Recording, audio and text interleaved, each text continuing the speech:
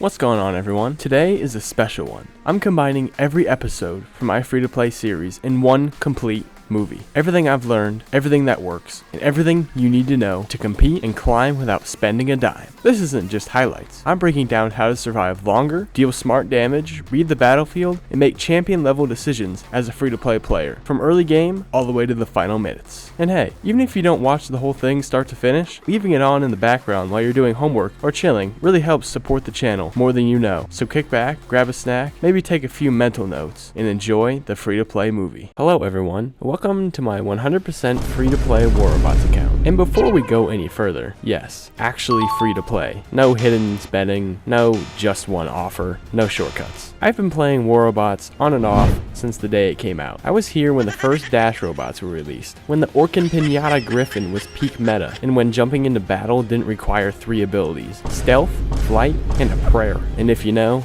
you know. But let's be honest, those days are gone. In the era of stealth bots, flying titans, and abilities stacked on abilities, playing the way that we used to just doesn't get you very far anymore. And here's the part that most people don't like to say out loud.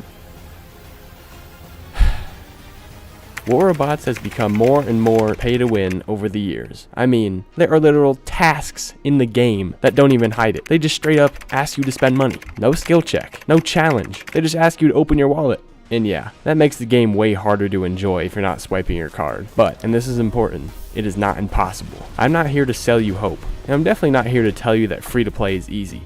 It's not. But what I could tell you is this: most free-to-play players don't fail because they lack power. They fail because they make the same few mistakes over and over again. And those mistakes are exactly what keep them stuck in lower leagues, wondering why they're always outgunned, outleveled, and frustrated. So today, I'm going to break down the biggest mistakes free-to-play players make, the ones that quietly sabotage your progress without you even realizing it, and more importantly, how to avoid them. Stick with me until the end, because the last mistake is one almost everyone makes, including the players who've been around for years, and fixing it alone can completely change how the game feels for you. If you're free to play and planning to stay that way, and still want to climb in the leagues without burning out, you're exactly where you need to be, because I have 5 of the best War Robots free to play tips that I have learned and gathered over the years, and I would like to share them with you. Tip number 1 is probably the most important rule of free-to-play War Robots. And honestly, this one mistake alone keeps most players stuck. And that rule is don't upgrade everything. You don't need a Mark III Kozak in Bronze League. And if you do have one, I'm not judging, but your silver account definitely is. Instead of spending silver just because you can, save it for when you eventually need to unlock robots that are actually worth investing in later on. And yes, before anyone asks, I will explain exactly how free-to-play players can still get access to meta robots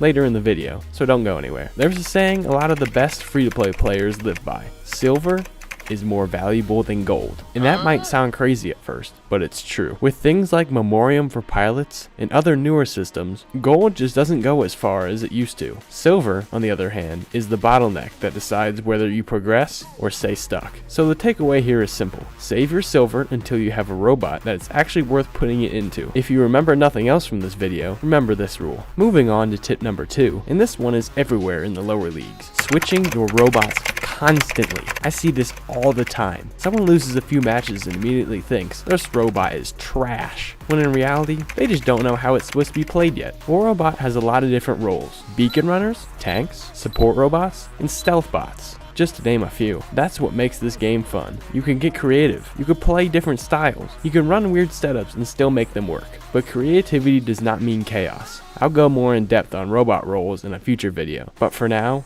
you need to stay consistent with the robots you have, not buy new ones for silver every time you get bored. There are 2 big reasons this is bad. First, you're breaking rule number 1, saving silver. And second, you can only use 5 robots, so ask yourself, why do you have 17 different robots sitting in your inventory? All that silver could have gone into upgrading one solid hanger instead of spreading yourself thin. And that's why progression feels so slow for many players. So in short, tip number 2 is this: stick with one set of robots, learn their strengths, and iron out their weaknesses, because mastery beats variety every single time.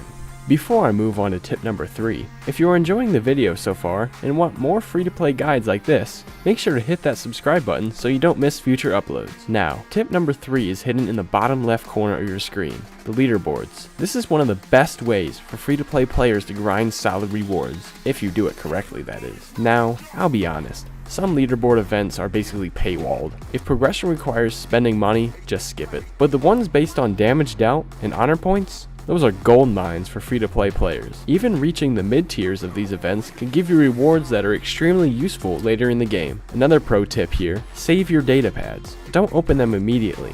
Wait until there's an event tied to them so you can double dip and collect extra rewards just for being patient. And by now, you might be noticing a pattern. Success as a free-to-play player comes down to saving resources and being incredibly stingy with them. Which brings us to tip number 4, the black market. If you're opening the chest without a 150% or 200% super chest fill bonus, you're leaving value on the table. Filling one super chest normally takes about 8,000 keys, but if you hold your keys and only open during these bonus events, you could double the number of super chests you earn in a month. That is huge. There are so many great prizes in the super chests that are completely free. You just need patience. And if you're wondering how to even get that many keys, log in daily, watch the ads, if you're on mobile, or use BlueStacks on PC or Mac to do the same thing. It's boring, but it works. Remember earlier when I said free-to-play players can still get access to meta robots? This is how. If you follow these tips, saving silver, playing events smart, and optimizing the black market, you will eventually unlock newer robots through super chests, data pads, or leaderboards. And by the time that happens, you'll actually have the resources ready to level them up. But, and this part is crucial, don't just spam the upgrades. Always wait for at least a 20% discount, and if you can get lucky with a 40%, even better. Saving small amounts over time is how free-to-play players save millions in the long run.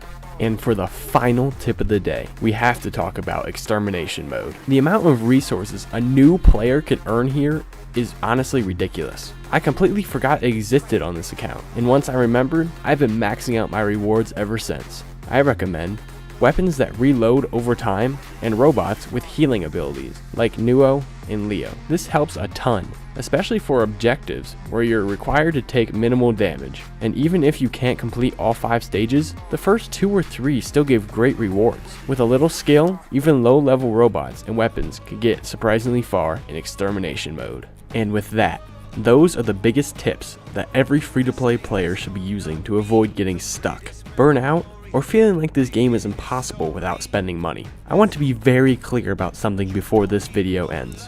I'm not saying free to play is easy. It's not, but it is possible. And more importantly, it could still be very fun. Everything I show you today is coming from real experience. I've made these mistakes myself. I've wasted silver.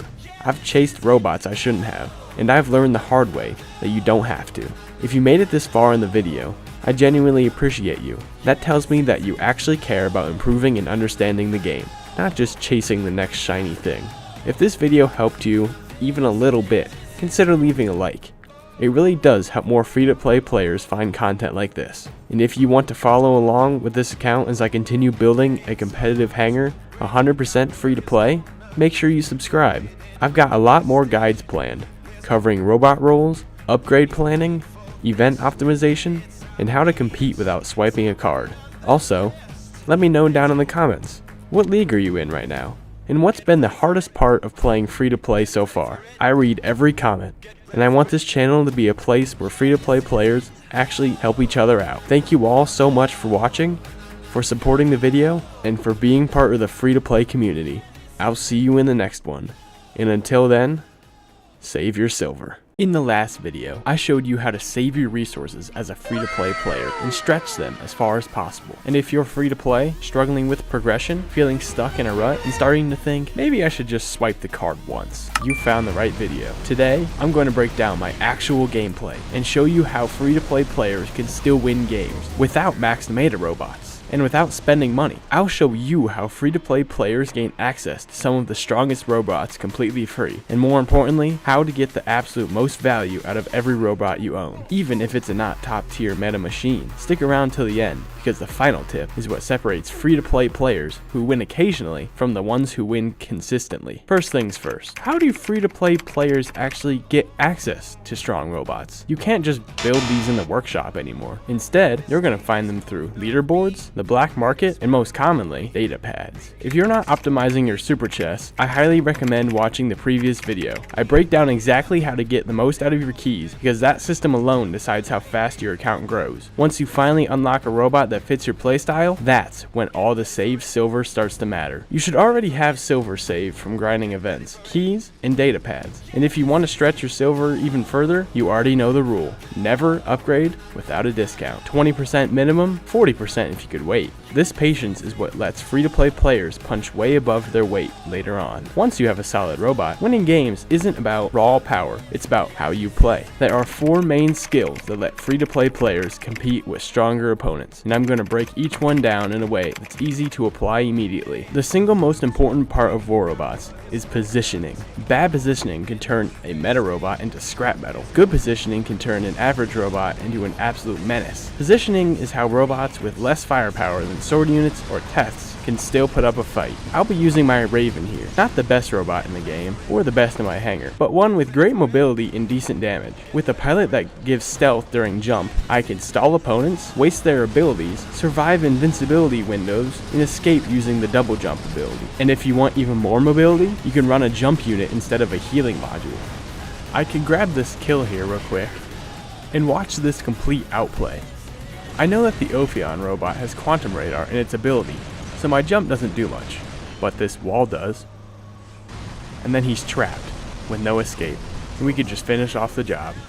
This sneaky little guy thought I was wasting all of my ammo, while I was trying to hit him in his infinite stealth, which is crazy. And I would assume he didn't know about the stealth on the Raven, since all he had to do was buy the setup as a pack, and my teammate and I could take him out. Get ready for it. Get ready for it.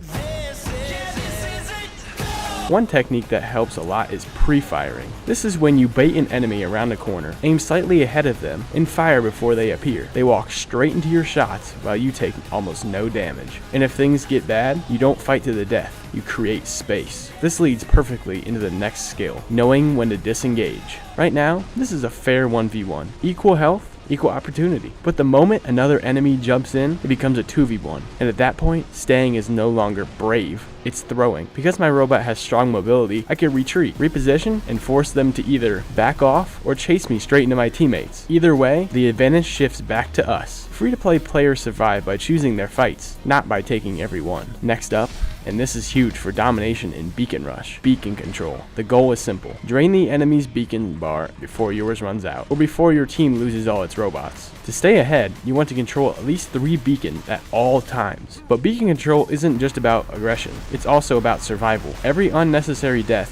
feeds Titan Charge, accelerates enemy momentum, and can flip a winning game into a loss. Titans are game changers. One strong Titan at the wrong moment can decide the entire match. Smart beacon play is how underleveled teams beat stronger ones. And finally, the most overlooked skill in war robots is playing with your team. You've heard the phrase, safety in numbers, right? That absolutely applies here. No matter how strong a robot is, it cannot tank damage from multiple enemies focusing it down. This is where support robots shine. I love playing robots like the Nuo because I could heal incoming damage, share bonuses with linked teammates, boost damage through passive modules, and create near unkillable pushes. By staying slightly behind the front line, I could heal, deal consistent damage, control space, and still escape bad situations. With long-range weapons and smart positioning, I'm contributing massive value without ever needing top-tier gear. And with that, that's gonna wrap up this video. Today we covered how free-to-play players actually win in War Robot, not by chasing every new meta robot, but by playing smarter. We talked about how free-to-play players can still access strong robots over time, why positioning matters more than raw damage, knowing when to disengage instead of throwing your robot away, how beacon control can decide games before firepower ever does, and finally, why playing with your team, especially in support roles, lets underleveled hangers punch way above their weight. None of this requires spending money. It requires patience, awareness, and really good decision making. This series is going to be built around proving that free-to-play players can still progress, can compete, and can enjoy war robots without swiping a card. And this video is just the start. If you found this helpful, thank you genuinely for watching all the way through. Your time means a lot. If you want to support the channel, leaving a like helps more free-to-play players find content like this, and subscribing lets you follow this account as I continue building a competitive hangar 100% free to play. play. Feel free to leave a comment letting me know what league are you in, or what part of free-to-play has been the hardest for you so far. I read every comment, and I want this channel to be a place where free-to-play players actually help each other improve. Thanks again for watching, thanks for engaging, and I'll see you in the next one. Save your silver, and good luck on the battlefield. What's going on, everyone?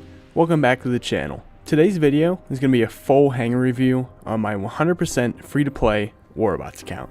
And this is one of the most important videos I'll make early on, because this hanger shows proof that free-to-play players can still compete if they're making the right decisions. I want to say this right up front. This is not a flex hanger, this is not anywhere close to max meta, and that's the point. Everything you're about to see was earned without spending money. And more importantly, it's built to win games, not just to look good in the inventory. I'm going to have a live gameplay scene at the end, so stick around for that. Today I would like to talk about what I want to change next, what upgrades I'm not touching yet, and the biggest mistake that most free-to-play players would make with this exact hanger. Before we jump into the robots, I want to set expectations, because this matters. As a free-to-play player, your goal is efficiency, not perfection. You don't need 5 meta robots. You don't need max pilots, or full Mark III weapons. What you do need is a balanced hanger, clear rules, and robots you'll actually understand how to play. Everything in this hanger has a job. Nothing is here just because I have it. So before we go robot by robot, here's the big picture overview. The hanger is built around a mobility opener, a mid-game skirmisher, an anchor or a sustain robot, whatever you want to call it, a flexible damage dealer, and one late game or cleanup bot. That structure alone already puts you ahead of a lot of players, even some spenders. For me, I really only use these 3 robots: the Raven, the Fenrir, and the Nuo. And don't forget about the big kid. Because I only use 3, there will be some overlapping when it comes to the roles. I'll explain it when it all comes up. Don't worry. Let's start with the opener. This robot's job is not to do top damage. It's here to take beacons, force enemy ability usage, create space for my team. And I prefer the Nuo for this, because it has strong mobility, it doesn't really rely on raw stats, and it performs well at low levels. A big mistake I see free-to-play players make is trying to brawl immediately. If you lose your opener, you lose momentum. With this robot, I'm playing corners, timing abilities, and leaving fights early, and that alone wins more games than damage ever will. Watch how often this robot survives longer than it should. That's not luck, that's positioning. This next robot is where a lot of matches are decided.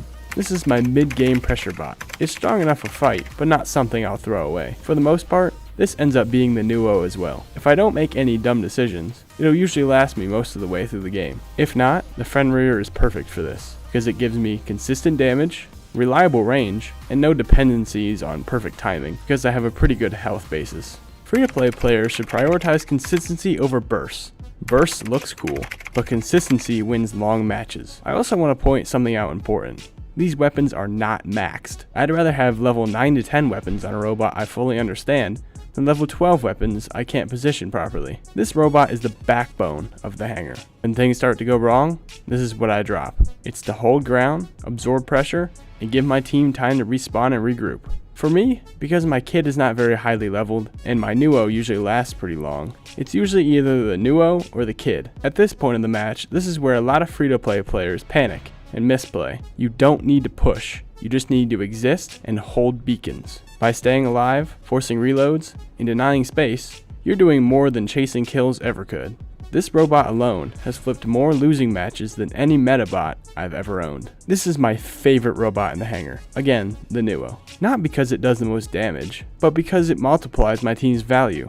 Playing support as a free-to-play player is insanely underrated. With this robot, I'm healing my teammates, sharing passive module benefits, and contributing damage safely. One important thing to understand, you don't need to be the strongest player, you need to make someone else stronger. I've won my games where the damage wasn't top 3, but my impact was undeniable. If you're struggling in higher leagues as free-to-play, this role alone will carry you and your team further than chasing any DPS ever will. The last robot is all about closing games. The Titans are out, the teams are low on robots, and positioning matters more than firepower. If I've played my corners well and escaped bad situations, my Nuo will still be alive. If not, the Raven will be out sweeping up the remains.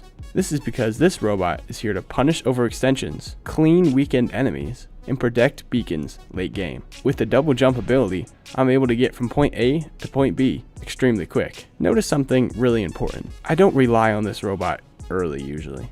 free-to-play players win by surviving to the late game, not by dominating the first 2 minutes. Let's talk upgrades, because this is where most free-to-play accounts die. I'm planning on upgrading the Nuo up to Mark II, then start to focus more on the weapons. They are a decent level currently, so I'm not off to a bad start. And I only have the specialization unlocked on the Nuo and the Raven, because I plan to use them both in the later leagues, so they are worth putting the valuable modules into. I also only spend modules where there's some sort of a discount to get a little extra savings. The pilot on the Nuo, I have one from a data pad. This is a really nice pilot that make or breaks the Nuo. It allows the robot to assist teammates and allows you to mitigate the amount of gray HP damage that you and your linked ally will receive, and it will actively heal you and your teammate. Moving over to the Raven, we have Nessa Riggs with the stealth dumps. One of the most underrated abilities because it allows you to escape sticky situations. You were able to buy this pilot for 1,000 gold in the training center, along with the pilot for the Fenrir, Bernadette Wolf. She is able to make the Fenrir an absolute tank. With the removal of the Aegis shield, that doesn't really do much anyways, you could have an additional 60% of durability. On all 3 of these pilots, I have skills that I have not handpicked, so they're definitely not optimal for Champions League. This might be the most important section of the video. There are things in this hangar I could upgrade, but I'm choosing not to. Why? Because free-to-play success is about timing, not temptation. I'm waiting for better discounts, clear meta stability, and enough silver to commit properly. That patience is what separates progressing accounts from stuck ones. These weapons, for example, would be the Magnum and the Pinata on the Raven because they aren't very sustainable late game. Also, all of the weapons on the Fenrir. I don't really have any brawling weapons in here that I could put on this thing, so this thing is just a random setup, to be honest with you. I was very lucky to have these weapons pulled from the black market for my Nuo. And finally, we have the Mothership. As a free-to-play player, it's very hard to get these things leveled up and bought, so for right now, I'm just using the basic old Dreadnought. I'm working towards the Frederick though because of the massive over 100% speed and damage boost that it gives on trigger. Alright, now that I've broken down the entire hangar and why each robot is built the way it is, there's only one thing left to do. I'm going to jump into a real match right now, this exact hangar, with no edits, no cherry-picked clips, and no off-screen upgrades. This is the same setup you just saw. Same levels, same weapons, same pilots. If it works for me, it can work for you. Alright, so this is the live action gameplay I promised. This is the first game I've ever played with actual a voiceover, like live.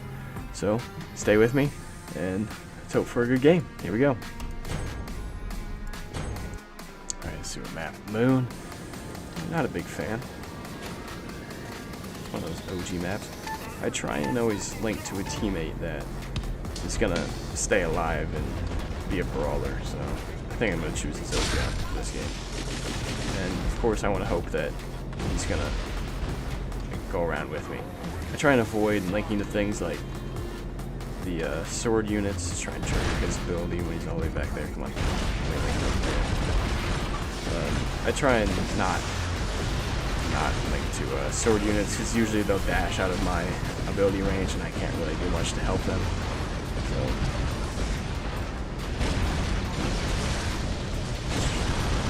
this guy now, he's out of his ability. Swords are very, very weak when they're out of their ability. And in Moon, I'm able to use this little piece of cover right here to shoot into their spawn with these weapons. He's not peeking, it looks like. Got a sword and ability. What is that? Rex. Get hammer into him. Not really able to do much. Nice. Looks like my team's pretty dominant in this game. I'm actually gonna run over here and grab this beacon real quick. Now that I'm blinded anyways.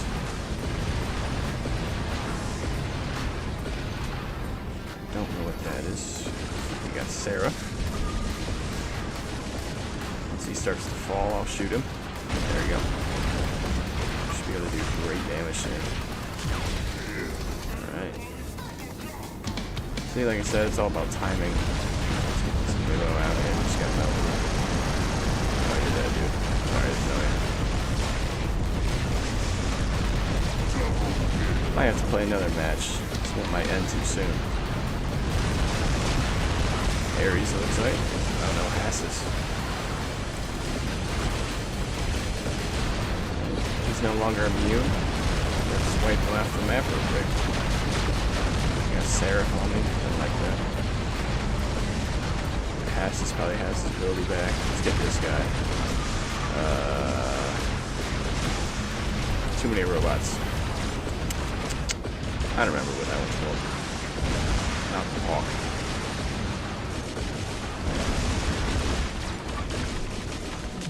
Raptor. Yeah, there it is, Raptor. Looks like my Ophion teammates actually went down.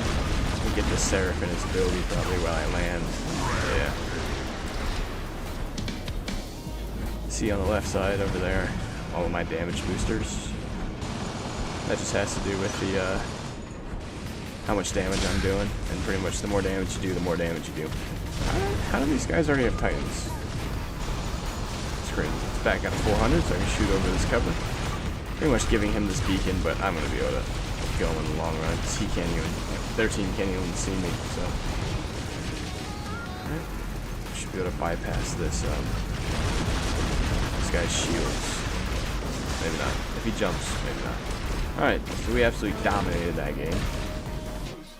See, before I go into this next game, I'm able to see that I was, even though it was such a quick game, I was able to do 1.2 million damage almost. And let's see what the top guy on my team, let's see what his hair looks like compared to mine.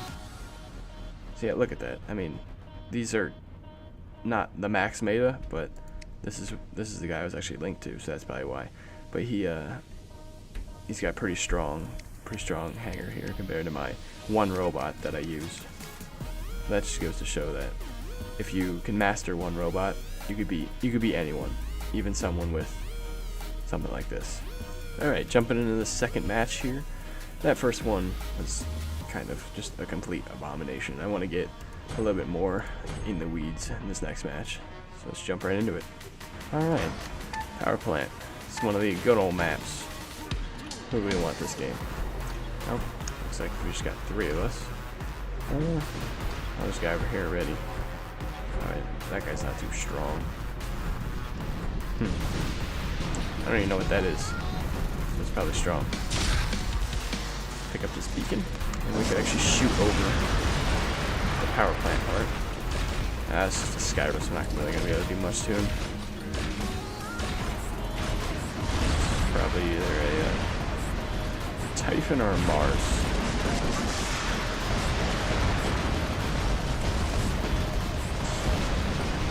Wait till I recharge. Get this guy's ability to go off.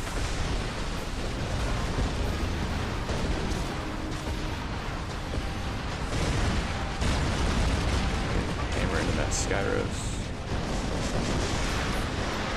See, in the middle of the map, you're gonna be able to flick over to this side and also deal some damage to that guy.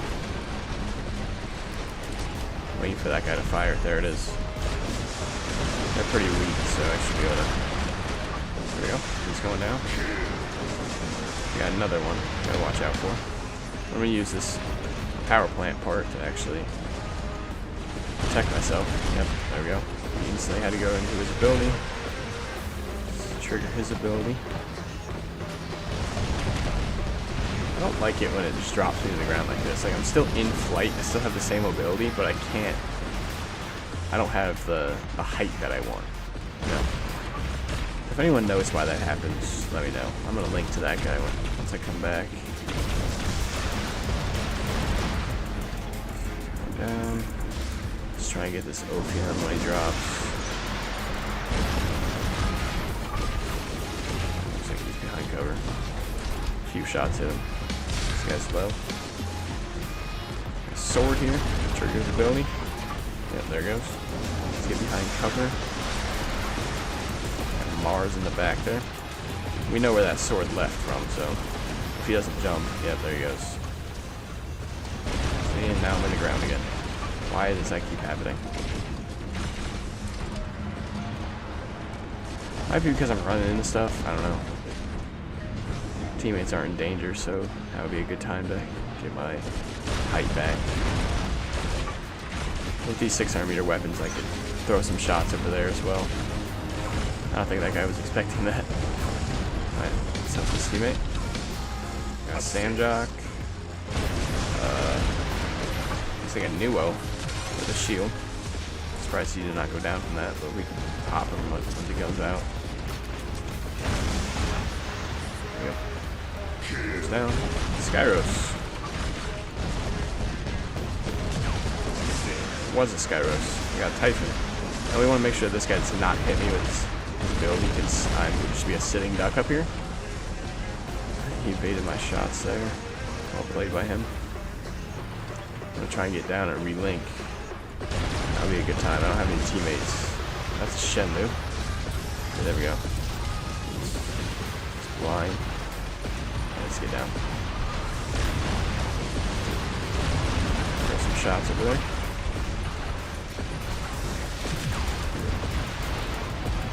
Oh, I said some shots, but I almost killed that guy. Right, I want to heal my teammate here. So if he comes in 400 meters, there we go. Oh, he goes down anyways. So it's unfortunate. Shenmue. There we go. Nice. Let's wait for this Ophion to drop. 2 seconds. And he's dead. Goodbye. What do we got here? Samdok. Force his ability. There he goes. Mugi in his spawn. Let's waste his ability. Oh wow. There we go. He used it after. What's that? Kochi. We got one right in front of me.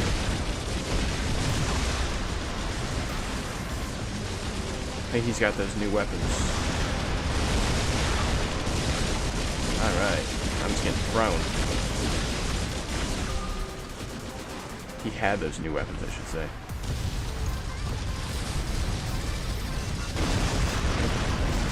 Drop down him. I don't like this guy. I don't know what he's... I don't like that I'm so high either. Alright, this is just a bad spot to be in right now. We do have our stuff charged, so let's try and get back with my team here before I fly up. These Titans will just shoot me out of the sky. Let's get on that Harpy if we can. Look if we can. So that's what we're gonna have to go for here. Just blinded that guy. Now let's try and use... Oh shoot. We're pretty cornered here. Let me look at the actual Titan. Alright, let's watch the Samdok. I don't think he knows I'm back here.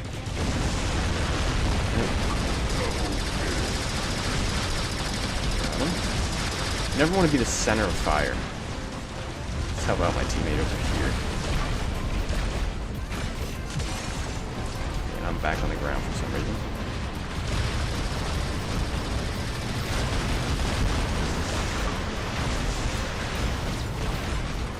So right now I'm in the center of fire, so I'm going to want to get back around this corner. That AFK player's just taking all that damage. And that Mars turret. Alright, we just got our first Titan in the game.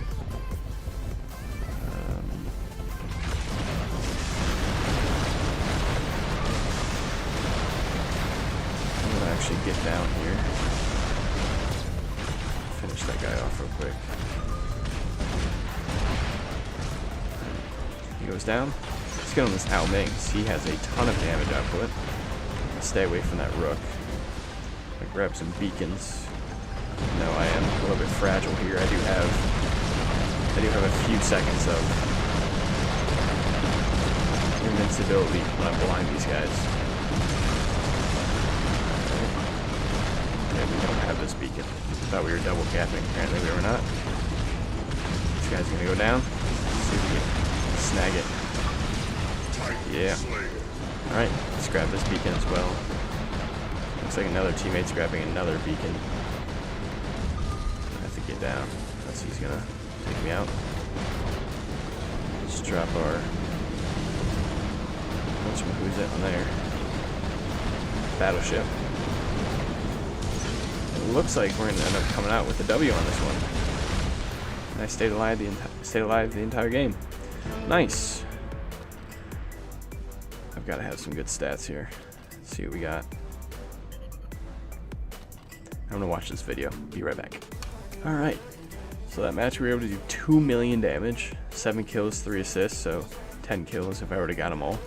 And yeah, second place overall in the team. Second place overall when it comes to damage. Let's see what this guy had. See what he was rocking with. Yeah, look at that. I mean, against my one robot, he had all these.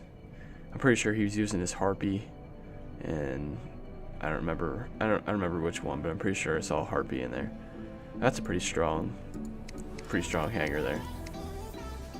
So that's just what we're competing with now. And these robots are just all naked. I don't know why he wouldn't use the links. I think it's pretty good. So before we wrap this up, let's quickly recap what actually matters if you're serious about climbing as a free-to-play player. This hanger is balanced, not flashy. Every robot has a role, survivability beats damage any day, and smart upgrades beat fast upgrades. If you're free to play and feel stuck, I promise you it's not because you're weak. It's because the game doesn't teach you how to play efficiently. That's what this channel is for.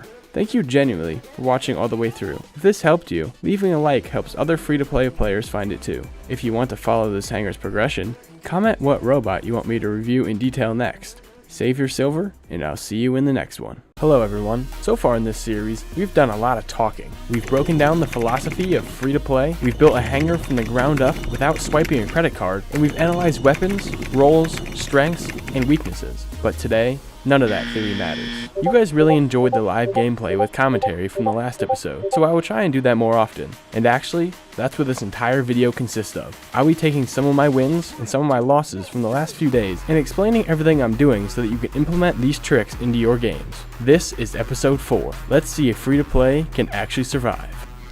Alright, this is a pretty compact map. I'm gonna drop in with the Nuo so I can grab some beacons, and I'm gonna probably link on to this Raptor teammate here, since he already has so much health. I should be able to keep this guy alive. That's gonna be annoying. Okay. See if we can trigger any abilities. I'm kind of sticking out here. I don't really like that. Yeah, luckily that guy's missing his Prisma shots. Try and activate an ability or something here. Oh, we got a Galahad. There's not really an ability. Should just be able to take this guy out.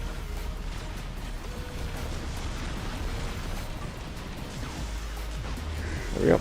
Nice. Oh, we got Samjock all the way over here. Alright, triggered his ability. If this guy jumps, I'm going to shield break him. Alright, run. Thought he was going to jump a little bit earlier.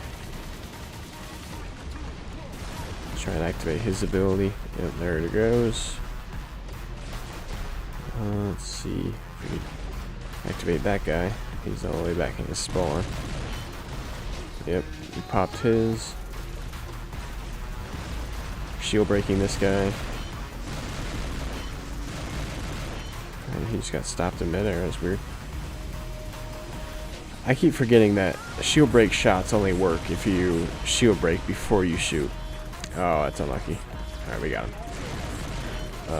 Because I keep shooting and then shield breaking instead of shield breaking and then shooting. I'm not going to be able to hit that, but I kind of just farmed his ability there. It's annoying. At least he's blinded. And the Raptor teammate is still... Or at least he was at full health. Okay, never mind. Not anymore. That sword just obliterated him. But he should be going down here. That's a well-leveled sword unit right there. Alright. Let's focus this Fenrir.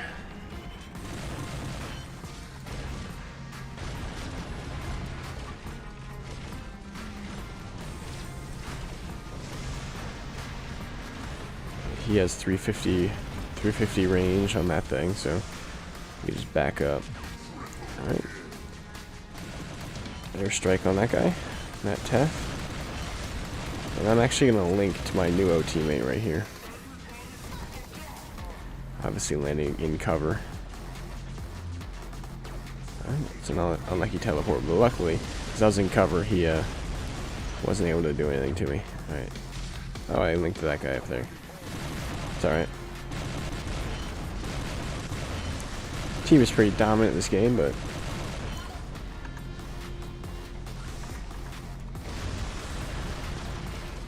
alright, he should eat every single one of those shots.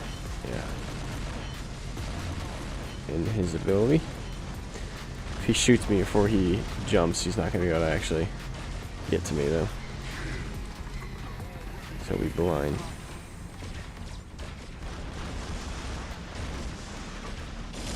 I thought he just used his ability. What is that? Shenlu? Ha! Just made him teleport off the map. It's funny. Alright, we got a Sirius, Cyrus. It's not too dangerous. He's 500 meters with that weapon, I'm pretty sure. Could pretty easily avoid those remote assault thingies because they move pretty slow. Most of my teammates dead, so I'm actually gonna retreat back. I know that there's one guy over there, and they say never leave any man behind, but in this case, when I'm fragile, I will. So landing in cover, waiting for some of my team to get up here with me.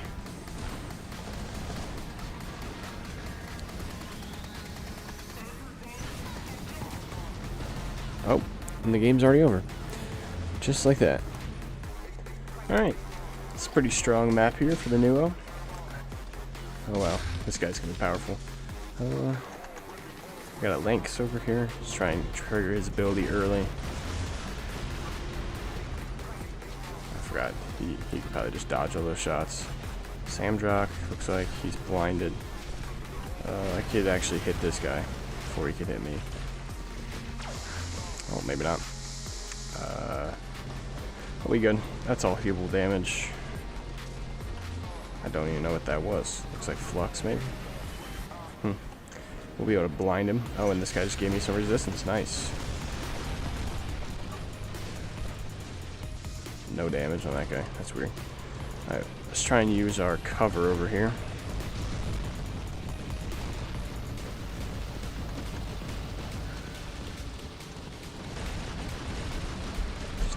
Throw some shots over there. They're snipers. Oh boy. Should not have peeked that.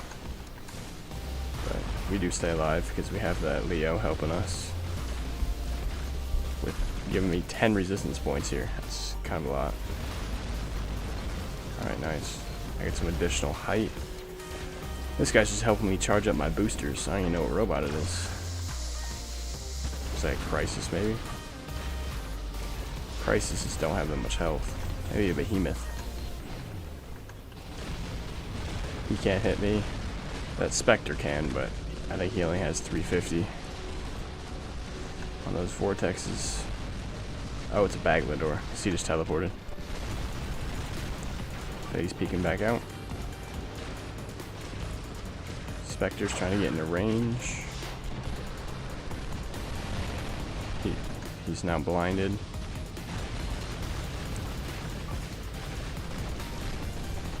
Can't even affect that guy. Gotta be careful. We have a Dagon coming in. His shield doesn't have much left. Oh. He's evaded all the shots. Nicely played by him. And we're just falling out of the sky. That's perfect. That's exactly what I wanted, actually. He's suppressed. It would hit him a little bit. Try and hit a ramp and get me back up. Vortex Spectre. Yep. Not too much damage on him. Let's try and shield break this guy and get him down. There we go. Nice. Ooh, I'm sitting still. So that guy could deal some damage. If he could hit me, that is. How is this guy still over here? I'm in the ground again. Lovely. This Leo and I are making pretty good teammates. Can't really hit me. If he does, it's minuscule. Alright, dude. Come on. Find your stealth. I hit the wrong button. Whoops. Another Baglador over there. Got him in the ground. I don't know. It's kind of annoying. Can someone explain? Like, I don't really know. I'm not trying to be petty or anything, but can someone explain like why that actually happens? Shenmue on me? Oh, this guy should say, not on me.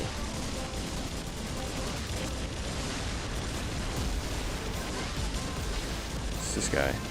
Pretty sure he gets a shield every time he respawns. So every time he teleports, I should say. That guy's still chilling over there. The leech. Just trying to get over him. Can't actually hit me. Speed is definitely meta when it comes to robots. That's why I love this robot, because I'm able to like, get around corners. Get around corners and evade shots. I mean, just like that leech right there. If I wasn't so fast, he would have been able to deal some damage with his Toowoomba's. Even though those aren't the best weapon in the game, like they could still hurt me if I'm caught in a bad situation. That Teth that was running from me is right over there. We got a condor flying.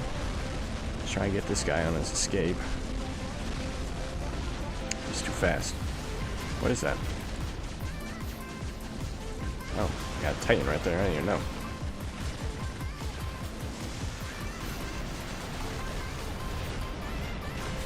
It's one thing oh boy, I ended up losing on beacon control.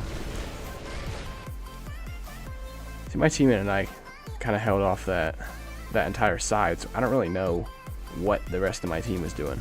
Watch this ad real quick, I'll be right back. Alright, let's check out the stats. See, we did get first on my team. I mean, I'm not trying to get first every time. I just try and perform as well as possible. 1.8, almost 1.9 million. I don't know why I'm clicking on my own hand here. Let's see what this guy had. I always like to see what I'm going up against. Yeah. That is high level stuff. Against my 1 Mark II Nuo. See what this might have been the teammate that was helping me. Oops. Did he have a, yeah, he did. It was this guy right here. Shout out to this guy for giving me those extra resistance points and that healing. Because I was just not taking damage that game. We did end up losing on beacon control, but I'd say that us two just dominated on my team. I mean, not really anything else happened. I mean, this guy got some kills, but we didn't really have too many beacons. Alright, actually I want to start this game off a little bit different. Just see how it goes. This is a pretty good not robot, map for the what's it called, for the Nuo. I want to try and pick off a few enemies, pick off a few guys first.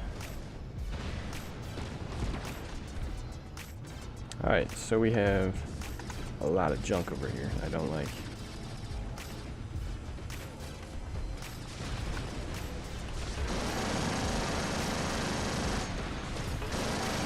Try to get this guy out.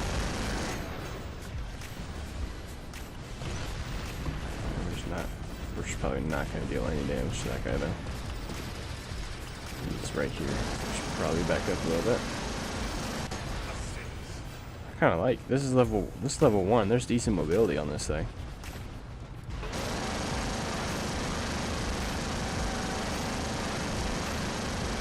These weapons are not very good at all, but alright. And we just got taken out by a battleship. It's probably the worst way to go, to be honest. Alright, let's drop the Nuo. Just trying something new there. Didn't really work.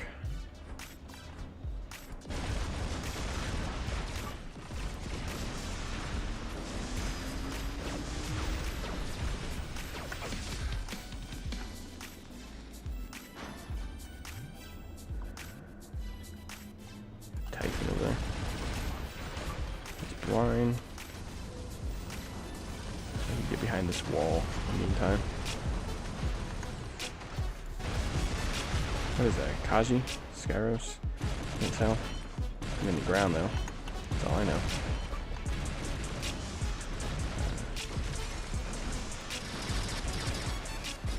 Kind of overextended here. I don't know how I got all the way over here. I'll be very lucky if I get out of this alive. I don't even know if I can link to this guy because he's invisible. Oh, I can. These guys. Oh, they just shot through the blindness. Nice. Let's go Raven. Team's pretty dominant on beacon control this game. We should come out with it. But we got a Natasha here.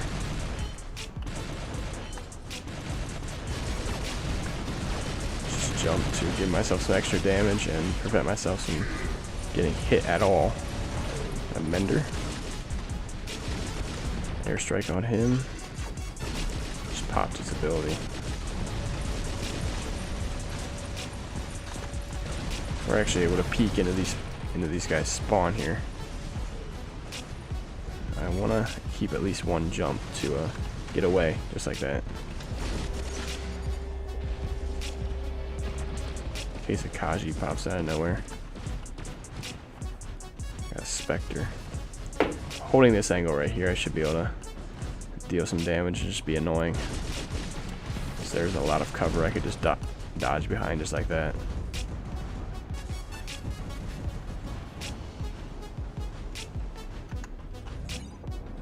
Those. I don't even know what that is.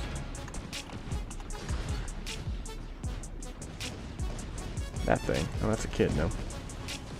Oh, it's the one that's just invincible. Nice. I don't really want to be near that. Let's switch positions now.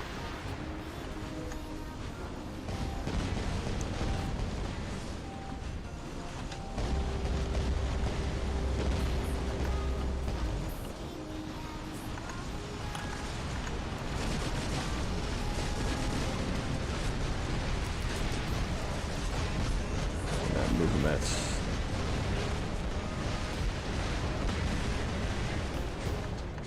probably gonna end up being a problem now. Just do the backwards jump action.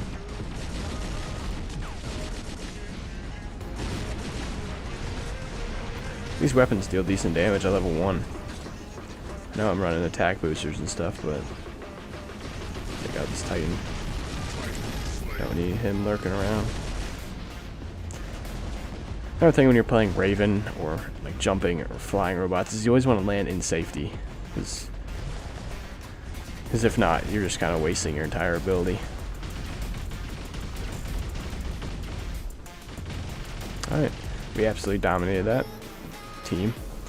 Alright, we're just going to jump into one more match, strap of the day. But before we do that, I'm going to look down at these leaderboards and let me know in the comments, how are you guys doing in the tournament? And are you guys taking full advantage of these, especially this one down here? Because I've opened a few and I'm already up big. And this is a pretty powerful weapon that free-to-play players could really use. So even if I end up getting knocked down, I'll still get a lot of components. And yeah, I should be able to get these boosters as well. I'm not really going to come anywhere near this, but that's just a reason for why you want to save these data pads. See, if I go in here, I have 22 unopened. So with that, let's head to the next match. Dropping in the first robot here. It's gonna be the Nuo, usually is. First priority, obviously beacon control. I'm gonna go over and grab this one, and I should be able to grab that one as well. Helps with the Titan charge and battleship. I'm hoping I don't have any Bash Boom Pow users over here, because they do have 2 Lokis. That's not good. Try and get that outshunned into his ability. I think that's what that is. He didn't use it. We got an Angler over here. He goes down. Past this, looks like, yeah. He just eats up my shots. Alright, so it looks like we're gonna have to try and shield breaking this sword. We're gonna have to try and just kill all their robots, because I don't think we're gonna win on beacon control, because they have Lokis this game. He goes down. Let's try and grab this beacon.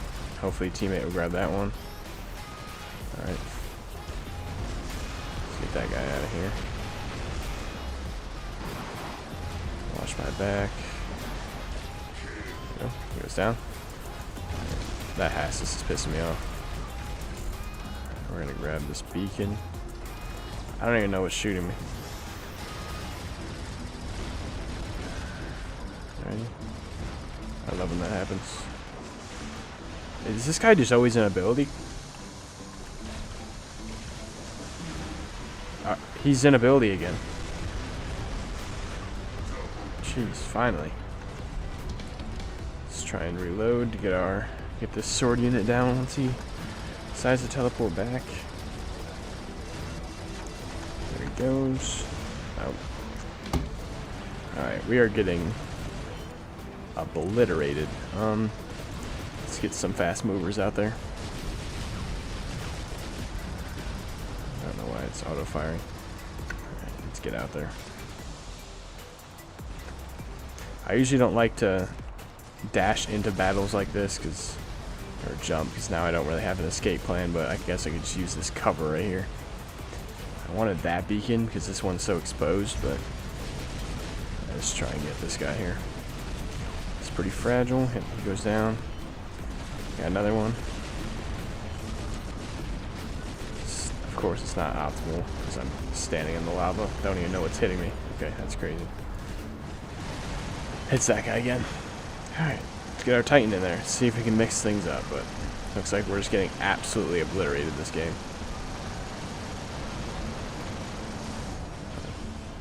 The more damage you can put on the table, the more silver you get, and you know what I say about silver. Alright, so we just got absolutely steamrolled. Alright, let's talk about what actually mattered. In the games that I stayed alive until the end with my strongest robot, the Nuo, were the ones that were most successful. That is the moral of this story. For you, take your strongest robot and become a master at outplaying overleveled opponents. You could do this with positioning, beacon timing, and finally, patience. So here's the honest truth. This hanger will not carry you. It won't save you from bad decisions, but it will let you compete. It will let you learn, and it will let you improve without burning your wallet. And in the next episode, we're pushing this even further, because episode 5 is where we start upgrading. Not everything, not all at once, but strategically. If you want to see how free-to-play scales into the late game, this series is just getting started. This right here is why most free-to-play players never make it past mid-leagues. And it has nothing to do with skill. Today I will be breaking down the upgrade paths of every one of my robots, weapons, titans, drones, pilots, and whatever else I'm missing. Just a quick recap. Episode 1, I talked about the free-to-play mindset and philosophy. Episode 2, I broke down the core mistakes that hold free-to-play players back. Episode 3, I did a full in-depth hanger review of all of my weapons, robots, and modules. Episode 4, I provided live combat proof that shows how free-to-play players can actually win matches. Everything I'm about to talk about today is based on what you just watched me play in episode 4. Let me just say right now, if as soon as you're getting enough silver for an upgrade as a free-to-play player and just blindly buying it, then you're leaving so many unrealized gains left on the table. That could be game-changing. Also, you want to make sure that you're in a clan so that you can earn some other incredibly important items completely for free that will without a doubt change the entire way that you see the battlefield. Alright, so let's just start right away with the robots. From the beginning, I've been planning on using the Raven, the Nuo, and the Fenrir into the late game. And as you can see, those are the only 3 robots that I've really put any silver into. I have the Nuo all the way up to Mark II level 2. I just recently had a 40% discount that I was able to squeeze in 2 upgrades in less than a day and save around 22 million in silver total. So for now, I'm stopping the upgrades on the Nuo and more focusing on the weapons here, because the robot itself I can keep alive with its speed and just with some good positioning. However, I'm just tickling people with these weapons, but I will get to that later. For now, let's move over to the drones. This is the only drone that I really use. I use this one in the starter, but I won this one from a black market chest, and it shoots like vortex shots along with my shots. It's not too strong. If I were to level it up, it might be able to do something, but I've only leveled it 1 because it was for a task, and I'm waiting until I win something a little bit stronger, like the Kestrel maybe, or the Bull, because they provide a lot stronger benefits than just a blast shot. And once I do unlock a stronger drone, I wait till there's an upgrade discount, and then I can get even more out of the microchips. As you see, I'm just saving them up right now. Moving over to the pilots, on all 3 of my main robots, I do have their pilots that enhance them to much more strength. Again, I only upgrade these with discounts just to save on the memoriam, because that stuff's really expensive. I'll customize their skills as well once they fully get maxed out, because I might get one of the skills down here that I would spend extra on, because it is pretty expensive to like come in here and choose your own skills. I mean, that's $750. I've been saving for a while. I only have $475. So yeah, I'm just gonna wait till I have a discount as well on that. But for now, I could just rock with what I have. I mean, these aren't the best skills, but like that's pretty good for this. My fighting rear pilot's pretty good. Increase weapon speed, or increase movement speed for 5 seconds. Like I always say, movement is definitely meta. And after capturing a beacon, I repair some durability, which is also really good because that's what I do mostly with the Raven. I'm capturing beacons. Quick thank you to everyone supporting the series. Whether you're liking, commenting, or just watching, this wouldn't exist without you. I'm building this for free-to-play players, and I appreciate every single one of you. Let's keep going. I just realized now, I won I won this, and I never put the pilot on there. So let's assign it. Actually, what does he do? Increases damage dealt to Titans. Affects Titans released before. Yeah, that's definitely, the kid definitely applies to that. Alright, I don't even know what kind of skills they could give. Let me make sure I don't have any Titan weapons other than these. Nope. Alright, so might as well. Okay. Increase damage of equipped built-in weapons. The damage dealt to Titans. Nice. That's a good one, I guess. Alright. Well, glad I have that on there now. But yeah, this Titan is not very strong, and the ability isn't really that good. So for that reason, I'm not really upgrading the weapons. Again, I'm just waiting for something stronger to drop in my inventory. My end goal for now is to end up with the Rook. I love the health pool that it has, the mobility, the fact that it could heal itself by dropping the shields, which is a pretty cool ability in my opinion. And I think that I'd be able to go pretty far with this. And the firepower is mediocre, but with some skill, positioning, and the mobility that it has, I think I could work around it. And again, once I do get this, I will wait until I have a discount to upgrade these. I probably won't even upgrade these, even if I do get it. No matter what Titan I get, I probably won't be upgrading the weapons, like these weapons. I don't even know what's good these days. Yeah, I know. Actually, I've seen people like Manny Gaming playing with these, and I'm sure that these things are still meta. Alright, let me just say it right now. If you don't understand already, the concept of free-to-play is to save, and save a little more. I will throw this in as well. Now, I don't really expect you to go quite to this extreme, but also look out for the leaderboard event, where you gain points like this by upgrading a certain robot. See here, if I upgrade Titans and use them in battle, I'll be able to get points in here. Now, I don't have that discount to line up with it, and I don't really want to upgrade this Titan, so I'm not going to. But as you can see, upgrade any Titan, anywhere from level 1 to 10, and I could get 90 points. And I'm just waiting until I get a discount. I might be able to get me one of these if I keep building up my platinum through the extermination mode, which I haven't done. I haven't done this new one yet. When you go to the rewards, you get, just on the first level, you get 50, 100, 100. Yeah, so 250 every 6 days or 7 days. However, here's why this is so complicated. There will be weeks at a time where I'm not even upgrading anything. I'm just stockpiling and waiting for the stars to align and then going all in.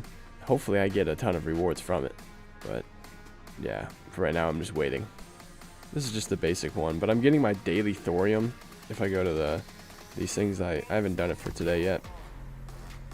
But you could do 7 every day for at least the clan that I'm in. So that means you could get 50, 100, 150, 200, 250, 300, 350, 350 thorium every day. And if you take that thorium and go into your clan, you go into your shipyard. Once you hit level 30, you'll have this thing unlocked, and that means you could you take the thorium that you win and open up these things, and you could get Frederick components, which is a very strong battleship. Gives you 102% damage bonus and 101% speed bonus. Like that's incredible. That would turn the tide of any match. But yeah, that's completely free for any free to play or spending player. So even if you are spending and you're just looking for ways to save, do this. Get your daily thorium every day. And come in here and do this. See, we just got another 250, and I actually unlocked one of these. Let's see what I get.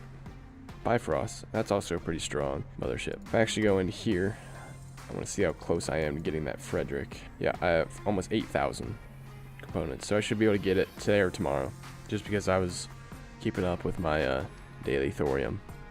This absolute monster of a mothership with the speed of my Nuo and the decent damage output should blast my progression into oblivion, I would say. Now, actually, forgot about one thing on the robots. It's actually the specializations. Now, on the Nuo, we start off with, I chose Damage Dealer, and the way I chose this is because I love the nuclear amplifier, and if I actually go in here, a good way for you to help pick what you want to use for that robot is just think about how you want to play it. Like, do you want to play it as a support? Then you take the support. But really, this thing really doesn't help you support anybody. I mean, it might give you those defense points, but if you have a Leo teammate, then that'll do it for you. But I'm not really a big fan of these, and I would love this, but if you look over here, these two, I mean, Last Stand would be nice, but Cloaking Unit really isn't good anymore, and Last Stand's alright. And then if we go up here, this isn't very good, and that's not very good, so this was out immediately. The support was in question because of the robot accelerator. I might get that later, but this is what I settled on because the nuclear amplifier is really good, giving you the extra defense mitigation. You could repair along with the repair that the ability gives you, and then you do that additional damage per tick. And then the overdrive was the other thing in here. It's alright. I mean, it's good for getting those clutch kills when you're about to die. But yeah, and it also just gives you an extra 6% damage boost. Alright, moving over to the Fenrir. I chose the Brawler, obviously. I mean, that's what the Fenrir is. The Fenrir is an absolute brawler. So if we go into my here, I could have either chosen Attack, which is the same thing. It's not very good. Defense, which Fortifier and Anti-Control are nice, but Fortifier is only for shields, and I took the shield off, so it's not very good. And Anti-Control, I mean, that would be nice, but I'm not really worried about it. And then the Heavy Armor Kit, again, it's just an extra 10% durability. But on here, the Repair Amplifier, when receiving damage, your robot gains a 0.03% stacking bonus to regenerate for the entire battle. When the maximum number of bonuses is reached, the robot receives defense points and restores a percentage of gray durability itself. So, yeah, that's very strong if you're able to max this out, but to max it out, you have to have a pretty high level Fenrir. And then the Immune Amplifier, that would just give you those extra defense points as well. I just love these two put together, so that's why I went with the Brawler, the Fenrir. And anything that you are deciding to be in people's faces and like be in like the mix, you want to probably choose the Brawler specialization. Alright, moving over to the Raven. I also chose the Damage Dealer. This one was kind of a no-brainer because the defense, like I said, these two aren't very good for the Raven, and this really wouldn't do much. I mean, it's only an extra 3%, and yeah, just defense mitigation, which isn't very good. But yeah, I haven't really put too many of my modules in here. I'm mostly just focused on my my Nuo. But that actually brings me to something else. If you go up here, you can click on permanent effects. Even though you're only able to use this and these,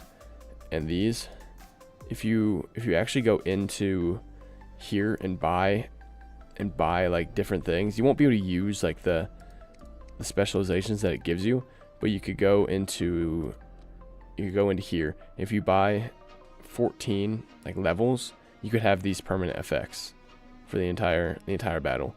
So it'd be extra durability and additional damage, and that goes for every robot. So if I go into here, the permanent effects are extra durability, additional damage, and more defense points. And if I go into the Raven, I'll get additional durability and additional damage. So yeah, that's just another little boost that you could get through the specializations. In the end, the biggest mistake to avoid that is so easy it makes me sick when I see other people doing it is not waiting a day or two to get a discount on their upgrades. The one upgrade rule is to never upgrade without a discount, or even better, an event paired with it. Something that you could do right now to make your hanger stronger is something so simple that I wish even spenders would do it. And it's not upgrading anything and everything just because you have spare silver. If you upgrade everything, even on a bigger silver budget, you will still fall behind in the end. In the next episode, I will give my best tips for climbing the big leagues and how to stay there. If you're free to play and still here, you are already playing the game smarter than most. What's up everyone? Today I'll be talking about how you could grow in the higher leagues and stay there as a free to play player. If you're struggling to stay up in the rankings because you feel like you don't have enough power, you're completely mistaken. Today I will show you how just a few mindset changes and a few gameplay changes can skyrocket the amount of league points you earn per battle. To start off, most people think that just flat out killing people will get you into the big leagues, which you aren't completely wrong or right either. Eliminations are just one small factor when it comes to how many trophies you get. Instead, focus more on surviving until the end of every match by playing more conservative. If you want a full tutorial on how to play more conservative, then watch this video in the top right of your screen that will walk you through step by step how to play like a free to play player. However, you actually gain more points by dealing damage, capturing beacons, and more importantly, surviving until the end. If you play too aggressively and lose all your robots in the first 5 minutes, then you just lost 5 minutes that you could be dealing more damage and capturing more beacons to get higher up on the leaderboard. Watch here how I almost lose my entire sword unit to this guy, but I'm still able to use this piece of cover here to get many more abilities in and much more damage to the enemies by jumping into groups of them with the sword slash. This just proves that it's not just about how strong you are, it's about how you play your robots. And that is the next point. You don't have to win every match. Even when you lose, you still gain points. However, you must be a top performing player in the match, and you could do this via the methods in my previous videos. But long story short, all you have to do is play a game mode that has beacons like Domination and Beacon Rush, so that you can earn extra points by capturing beacons. The next topic is kills. You never want to be kill chasing. Think about it this way. If you're just chasing the kills, you'll be missing out on damage and beacons because the game will be ending sooner due to robot loss. So, you want to keep 3 beacons at a time and try and make the game last as long as possible to get as much damage out there. A little side piece on this is that the more damage you do by extending the games, the more silver you will earn in return. So, this is a very high-end tactic, but it helps you get to the higher leagues. Sometimes, you'll just have the games where there's just 4 Teths spawn camping your team, and there isn't much that you could do about it. But really, that only happens if there's a squad of people on the other team.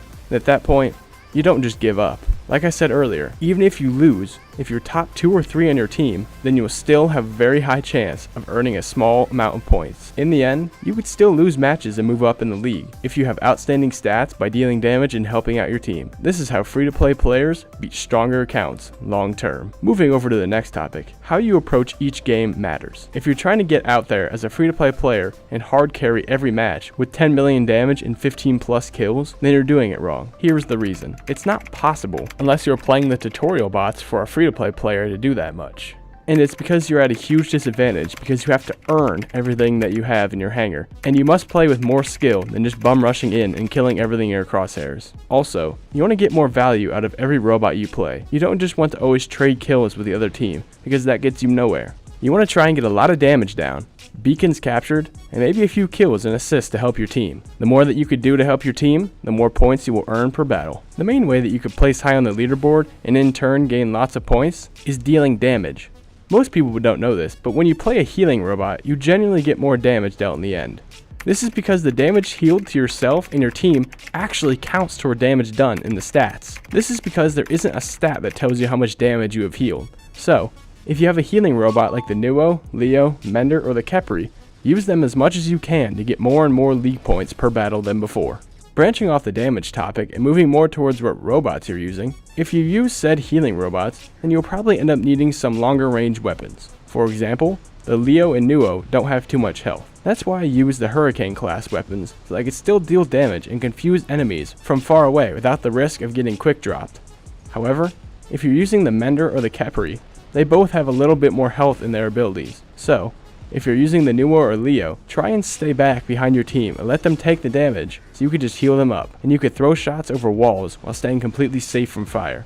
And if you're playing the more aggressive healers, then you could throw brawling equipment on them and attack that way as well. The next important topic is map awareness. You need to have every map memorized so that you know where the cover is and where the open area is. As a free-to-play player, playing support robot, you want to try and stay in the cover areas as much as possible. Also, you need to know the difference between a sniper map and a brawling map, and adjust your play accordingly. And finally, the most important part of map awareness is knowing where the enemies are at all times. Because if you catch yourself getting flanked in a robot with only 200k health, then you're going to be in big trouble. You need to know when the enemy robots have used their abilities and what robots they're using, so that you could adjust your play accordingly. As we are moving to the end of the match here, this is where we could farm the most amount of damage. This is because the Titans are out, and most of them have not too much mobility and a lot of health. So, you could slowly chip away at them and just continuously back out of their range while staying in yours. This tied with healing your teammate Titans will give you loads of damage and loads of points and silver at the end of each match. Now for the real test. I will play a match using the tips and tricks that I just taught you guys to show you that it's skill and not just card swiping that could get you into the top leagues. Alright, it's actually the first match of the day I'm playing, so you guys could go easy on me, that'd be nice. Oh, we have a lot of support in this game. Sweet. So it's good to see a hawk. Things are old these days. Ancient. Let's try and trigger that scorpion ability over there. Actually pretty well able to evade my shots. Oh, there's two over here. He's kind of just sitting there. That guy just fell, looks like. Or no, he teleported behind. I was back. Alright. Be able to grab that guy real quick. I don't really know what he was doing. Let's try and grab this beacon if I can. If that scorpion jumps on me, he'll be blinded, so I'm not worried about that. Can't grab the beacon, I'm too high. Trigger that Sam Jock ability. He's blind. Oh, he doesn't use it. He's stubborn. Oh, there we go. Now we waste it. That's exactly what we wanted. Alright. That guy goes down. 3, 2, 1. He's back. Let's get him. Blinded again. And he goes down. Nice. It's really important that you guys know the ability. That's a strong guy right there. It's really important that you guys know how long the abilities are and make sure you're counting them down, because the alright, can I not be stuck here? That'd be nice. And make sure you're counting them down, because they will give you an extra. That extra awareness will give you a bonus on the battlefield. This path is not going down. There he goes. Let's land so I can heal up my teammate here.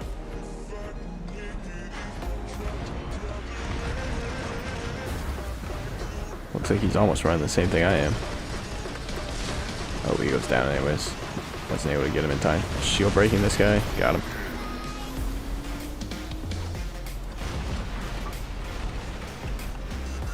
Airstrike on him.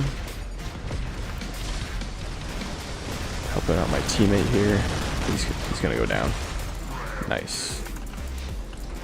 Taking the suppression because I'm reloading. Looks like they're putting a pretty strong force on this side over here. There he is. Just try and get away from those havoc shots. Alright, he's down. This guy. It's Typhon over here. I'm gonna stop flying up now. If I could do that, that'd be sweet. That's not a very high level Typhon, it looks like. He's probably gonna go down from that. Yeah. Sword on me. Just back up. It's alright. Oh, there's two swords on me. Yeah. Someone's mad. Alright, let's drop down so we can heal another teammate up. Should be able to bend our bullets around that corner. Oh, it's not enough. Someone else got him. Let's get on this guy. This is a Bedweir Titan.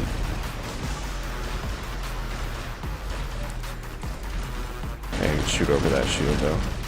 Alright.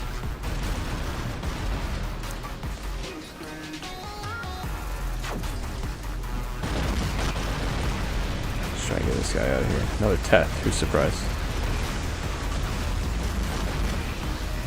Wish I had my shots. I could have saved that teammate there. Oh, he's still alive.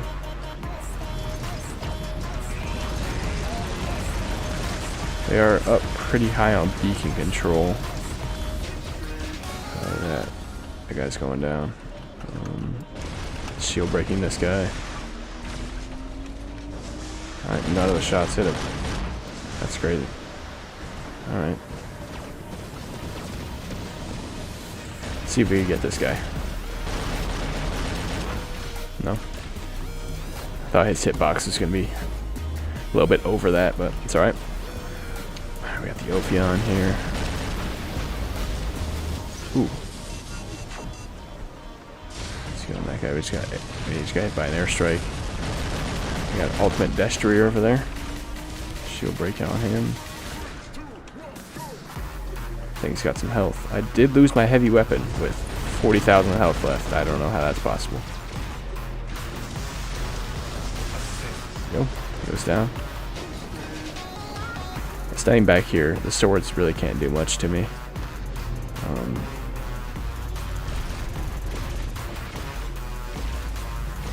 Keeping my eye on that Strix to my left. Just chipping away at that guy. We're able to freeze him up. I gotta go down. Trying to evade that sword there. I don't know what this guy. Oh, Samjock. I'm gonna jump on this guy because he's gonna be able to deal some damage. If he decides to move, that'd be great. Let's try and execute this Strix. I don't really have my main source of firepower right now, so he's blinded. Nice one, dude. By the time he comes back, I'm hidden. Here we go. Deal some damage to that. I forget what it's called. My blind is back.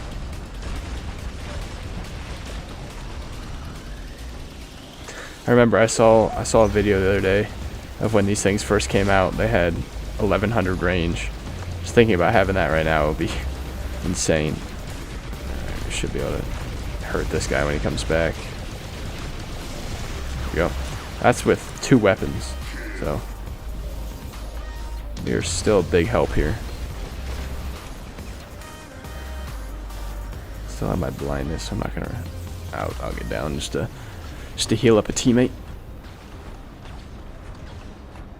But yeah, this is what I mean when I say stay back and just let your teammates take the damage. I mean, there were some snipers that were able to hurt me pretty bad, and I go down now. Let's jump in the sword. Again, I want to not make the mistakes that they did. That I was able to take their sword units out with, but I'm gonna jump back here in safety, and I'll be able to hurt this guy. I do not want to jump on him though, because yeah, in that ball state he could hurt me. Be able to do some good damage though. We have those 2 Titans going over there, so I'm actually gonna rotate with this Ares. This way. I do not know what that is.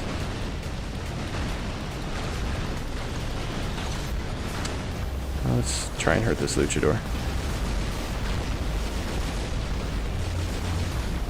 Alright, he's just taking it, looks like. Let's get in there. Can't actually hit me because I'm below him. Alright, that's just some damage. Airstrike on him. If those 2 would clump up, I could hit them both. I don't know why that weapon didn't reload. If he goes into his reflector, I'll switch targets. Yep, there he goes. Alright, now let's get down on this guy. He goes in his reflector, it looks like. Shield blocking all his damage, so you're able to stay safe. But dot effect got me, it looks like. Yeah? Oh, I did not see that guy right there. What do we want to run? Let's drop our Titan. Why not? Looks like we're gonna end up losing this game, but I did a lot to their team and for my team. So let's see. Yeah, almost 3 million damage. I pretty well carried my team here. They had a pretty strong other team, but I did 3 million damage, and therefore I was able to get still 11 league points. And if we did end up winning that, we would be this would be in the 20s, but still, I'm still able to get that many. And these other people probably only got like 3 or 4. Let's see what they were rocking with. This was that luchador. See, I was doing some pretty good damage to him, and he was level 150. Excuse me. He was a level 150, and I was still doing some damage to him. Head to the outro.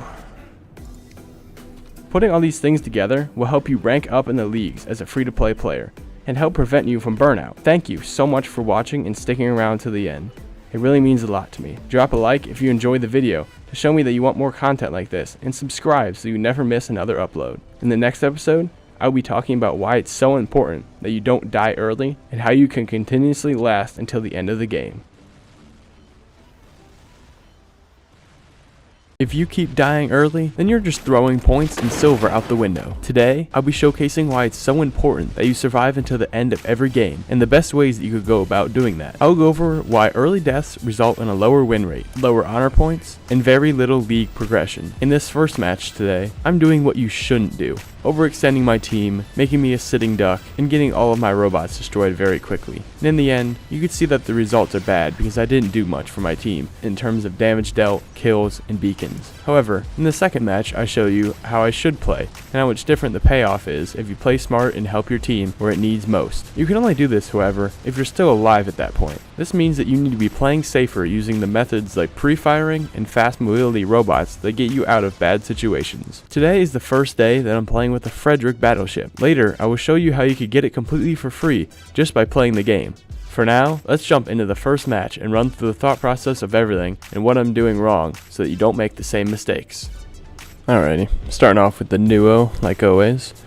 And I think I was trying to get on that Rex here, and I looked away at the last second, so I had to pretty much waste my ability, and then that sword just took half my health.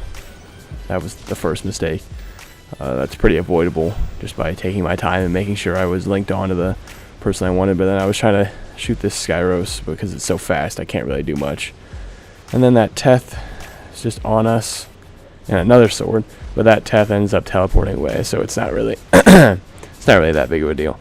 But then we kind of overextend a little bit here, try and go for that sword.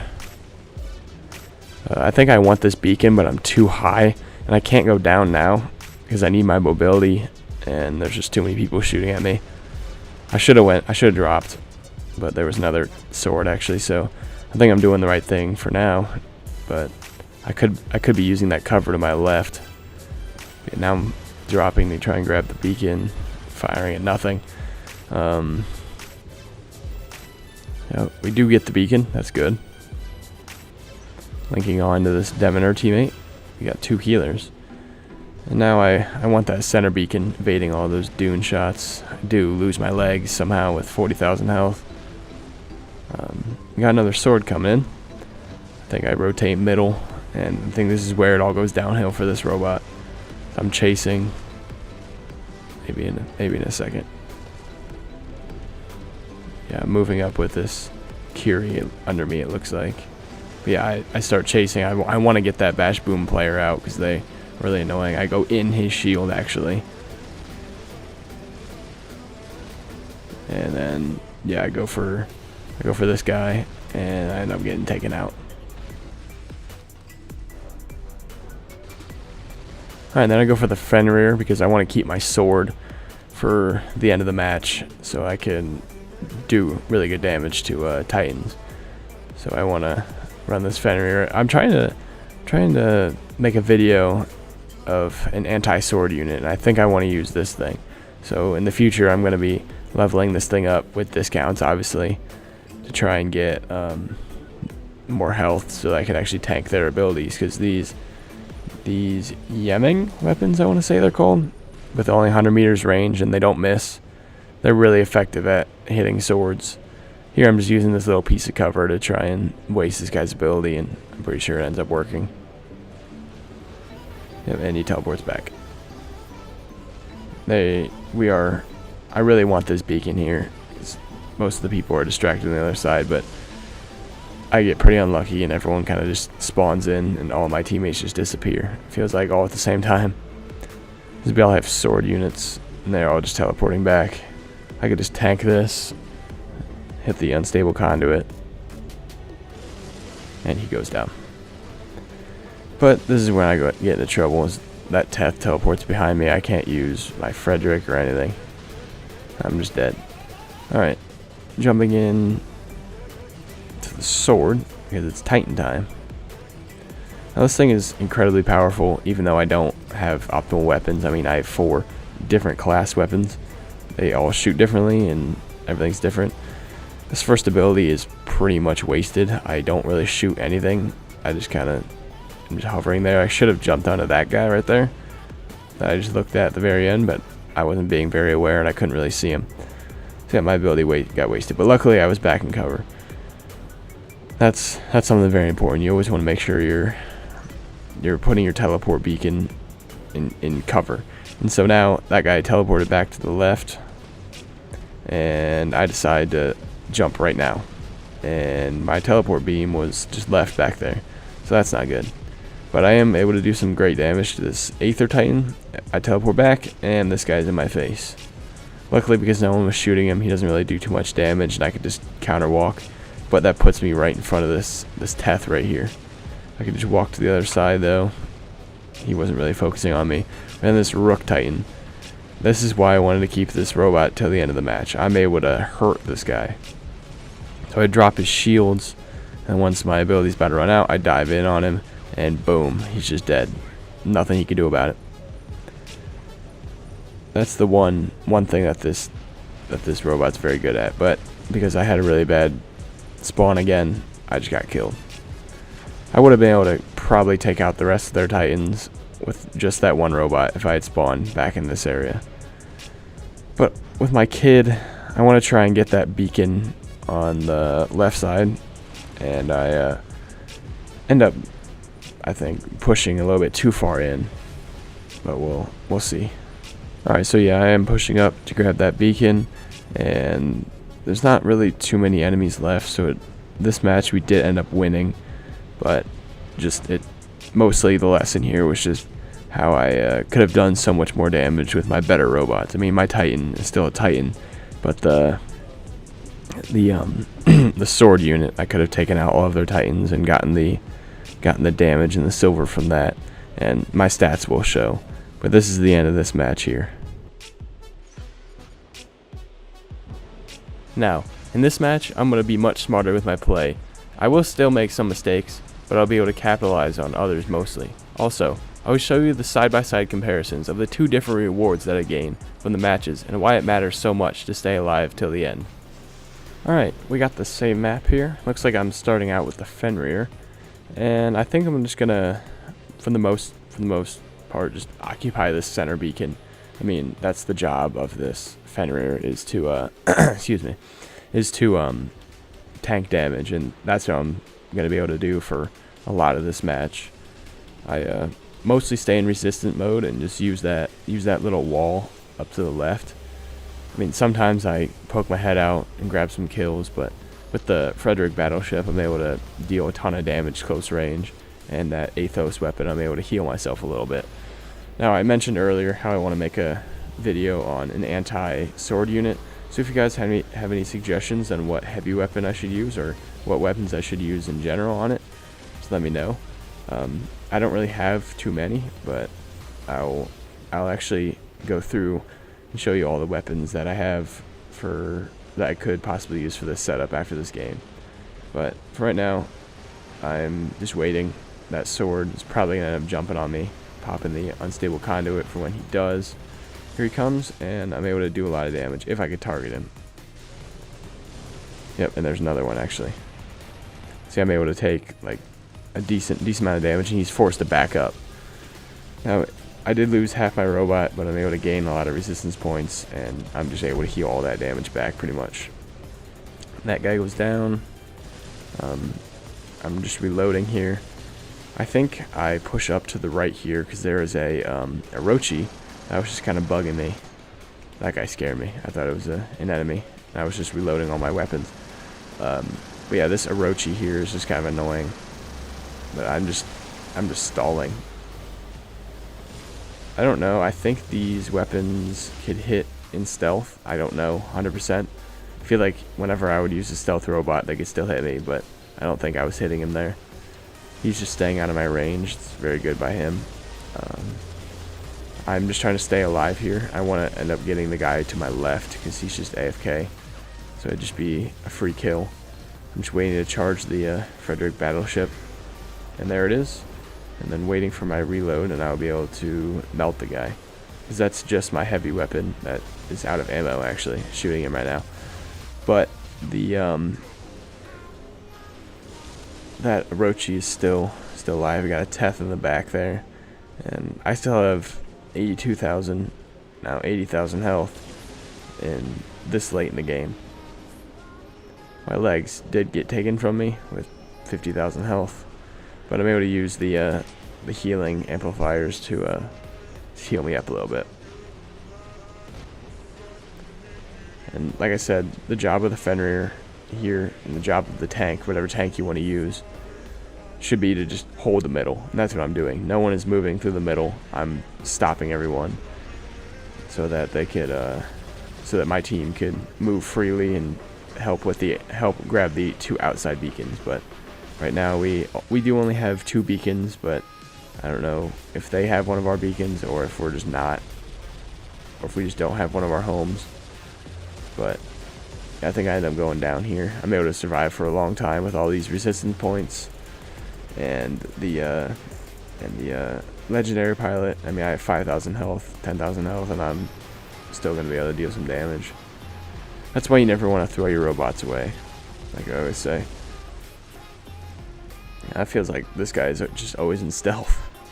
But moving into the next robot, I think we just jump right into the Titan, if I'm not mistaken. Yep.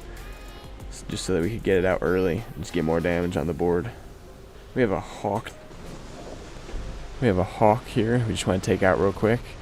And I don't want to push up through the center with this thing because it doesn't actually have as much durability as the Fenrir. Because the Fenrir has resistance points. Finally able to kill that Orochi there. I think that's what that was. But again, I'm going to push up to the left with my AFK teammate here. Who just got dropped by those dunes. So I do want to be careful of that. But yeah, I think I make the same mistake here. I overextend with this Titan. There's an Indra Titan here that I don't waste my ability on because I know he has his phase shift thingies. He uses one, and I'm reloading my weapons and getting behind this cover, trying to avoid the shots from the front, but I do end up getting hit from the side, and that actually does a ton of damage. It's 4 heavy weapons. Kind of in a bad spot, so I think I just pop the Frederick and move in. Oh, that's the Orochi. He's still there. Yeah, I pop the Frederick with the speed and the damage boost, and I move in. He's somehow in stealth, probably from the battleship, and I'm able to deal some damage to him. But I'm pretty sure I do end up going down because my Titan is not very strong. Level 1, level 2, everything. Not really able to do much. That's the Orochi from earlier. I do end up going down, but I really wanted him dead. Alright, because it's Titan time, I'm going to jump into the sword and deal some damage. I mean, as you can see, looking at the top, these guys have not really done much when it comes to beacons. I mean, they because I held that center beacon for so long, and the rest of my team was able to go about grabbing the rest of the beacons. We were able to pretty well dominate this game. I mean, right now I'm just cleaning up, getting some extra damage in there, just so I could get some more silver and some more honor points and maybe move up on the leaderboard. Jumping again on this Indra Titan, because he's phase shift. I'm going to switch over to this guy and grab him real quick, and then I could just grab him too. Boom, Titan Slayer.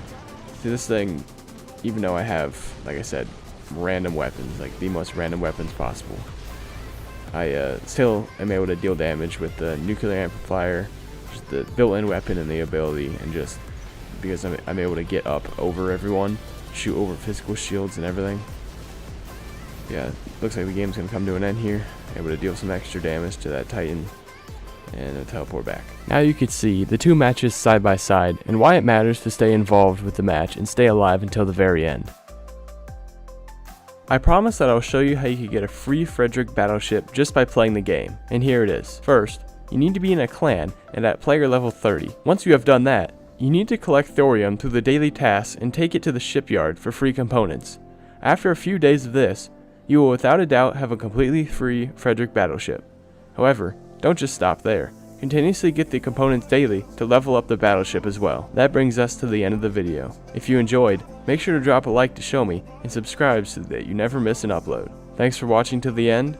If you haven't already joined the Discord server, I have the link in the description, and the first 5 people to submit applications for the clan will be automatically accepted in. Thanks again for watching, and until next time, stay safe out there. How's it going, everybody? Today we will be absolutely whooping people in War Robots with these setups that you wouldn't expect to be this powerful. This stuff has all been obtained completely free to play and is proof that the free to play dream still exists. We're starting off this first match with the Fenrir, and we are actually getting linked by a Nuo, which makes the Fenrir even stronger with the healing and damage perks that the Nuo provides. You can see that we aren't really doing too much damage to this Teth here, but if you look at my health, I'm not taking any damage whatsoever. This is due to the unstable conduit, healing amplifier, the immune amplifier, and the Nuo support. All of this put together just makes this thing an unkillable machine. There was a glitch in the replay recording for the first few seconds of audio, but it auto fixes itself in a few seconds. But I apologize anyways.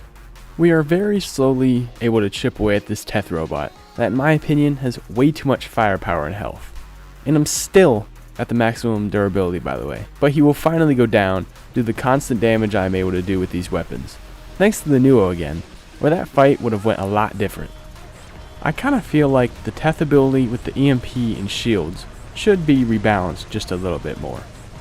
Now that the Teth is out of the way, I can now grab and control this center beacon for a little bit and fire through this doorway and drop whatever this thing is to half health. Just the presence of me being in the middle of the field means that I can fire at different people and tank damage for my team. I could fire some shots over at that Seraph that almost dies in its landing and catch this Fafnir out of his absorber shield. And those Kaji EMP mines that usually almost kill me only tickle me because I have almost 30 resistance points with the immune amplifier. And these resistance points get built by me taking more damage. So this sword unit is only able to poke me with a little toothpick, but I almost take half of his robot in his ability. I start to move up to the right with my Samjock teammate here, because my team is starting to raid these guys' spawn, because they're just dying so fast. We were able to quickly drop this Erebus, I think is what it is.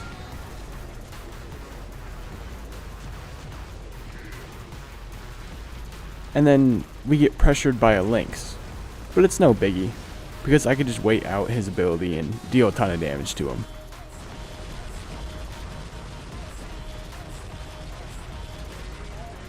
And he is forced to just retreat back, because I tried to take into an isolated fight by not giving his teammates line of sight of me.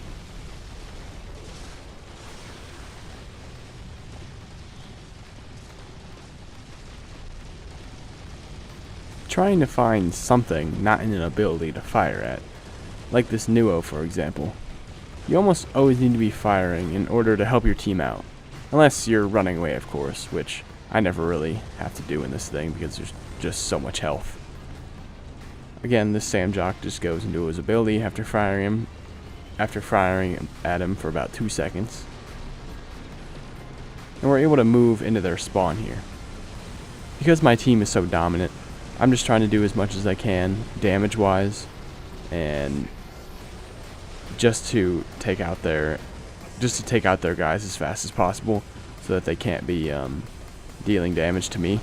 And the first Titan comes in, and that's not good because their weapons just go straight through my resistance. So I want to try and get rid of them as fast as possible. We have a Rex spawn in right in front of our face. Don't really understand these robots completely. Actually, no. I think that's actually a Pathfinder, sorry. But I don't really understand that robot either, other than I think he's the one that just locks you down without even needing line of sight of you, actually. But we have this Titan that I'm able to deal great damage to. I should have reloaded. Oh, yep, there we go. I'm reloading my weapons here. and the Pathfinder hits me with his ability. And then we got this Titan here. He's pretty low, but he's able to pick me up now and deal a lot of damage through my resistance. Popping the unstable conduit, and that is a Titan that I'm brawling with. I mean, robots are not supposed to be competing with Titans, and that is a Titan. I'm pretty sure because I'm not running max meta that my this robot will still end up going down, and I ended up getting taunted. I think is what really put the nail in the coffin. But because I'm not running the max weapons and everything, and this robot's not even maxed, I'm able to deal damage, put up a fight, but I'm not able to completely take him out. I'm moving over to the sword unit here. We're able to deal a lot of damage to Titans, so that was the thought process. It's kind of annoying I got stuck on this ledge here, just keeping me out of 500 meters range there for a second. But I dash in anyways because he's not in his ball form, and I'm able to deal some pretty good damage, charging up that nuclear amplifier, so I could deal more damage to Titans, of course. Reloading these weapons, I mean, this is the most random setup, and I'll give a full setup breakdown at the end of the match with pilots and everything. I'm pretty sure, yeah, I know for sure that the sword is the only thing that I do not actually have a pilot for. We're able to finish off this Titan real quick, but the sword is the only thing that I do not have a pilot for. And look at this Rook. I'm able to do over 1 million damage to just his shields. Like over 1 million damage in one ability. Like, that is insane. And this is a robot, and we're almost able to completely charge up the entire nuclear amplifier. But that match is over in just 6 minutes because we just absolutely dominated. I'll see what our stats look like here after I watch this video. Nice. We did end up getting 6th place on the team, but we were able to do 2.2 million damage. I mean, our team was pretty dominant there. But yeah, overall, that was a pretty good match, especially for me. Alright, before we get into the next match, let's just go over briefly what these setups look like. So over on the Fenrir, we do actually have it at Mark II. I was able to grind a bunch of gold and silver. I spent about 5,000 gold and about 32 million silver, I think. But with the 45% discount, I was able to get it all the way up to Mark II. That's where it's going to sit for a little bit until I get the sword unit up.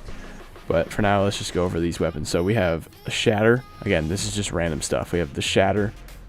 It's a long-range shotgun kind of thing that has 600 meters range and a decent amount of damage. Out of these things, for this, I would say that's probably the best thing. I would say some people would probably prefer this, the Magwan, but I prefer the Shatter, to be honest, because it has that longer range. Yeah, much longer range, and not a 17-second reload.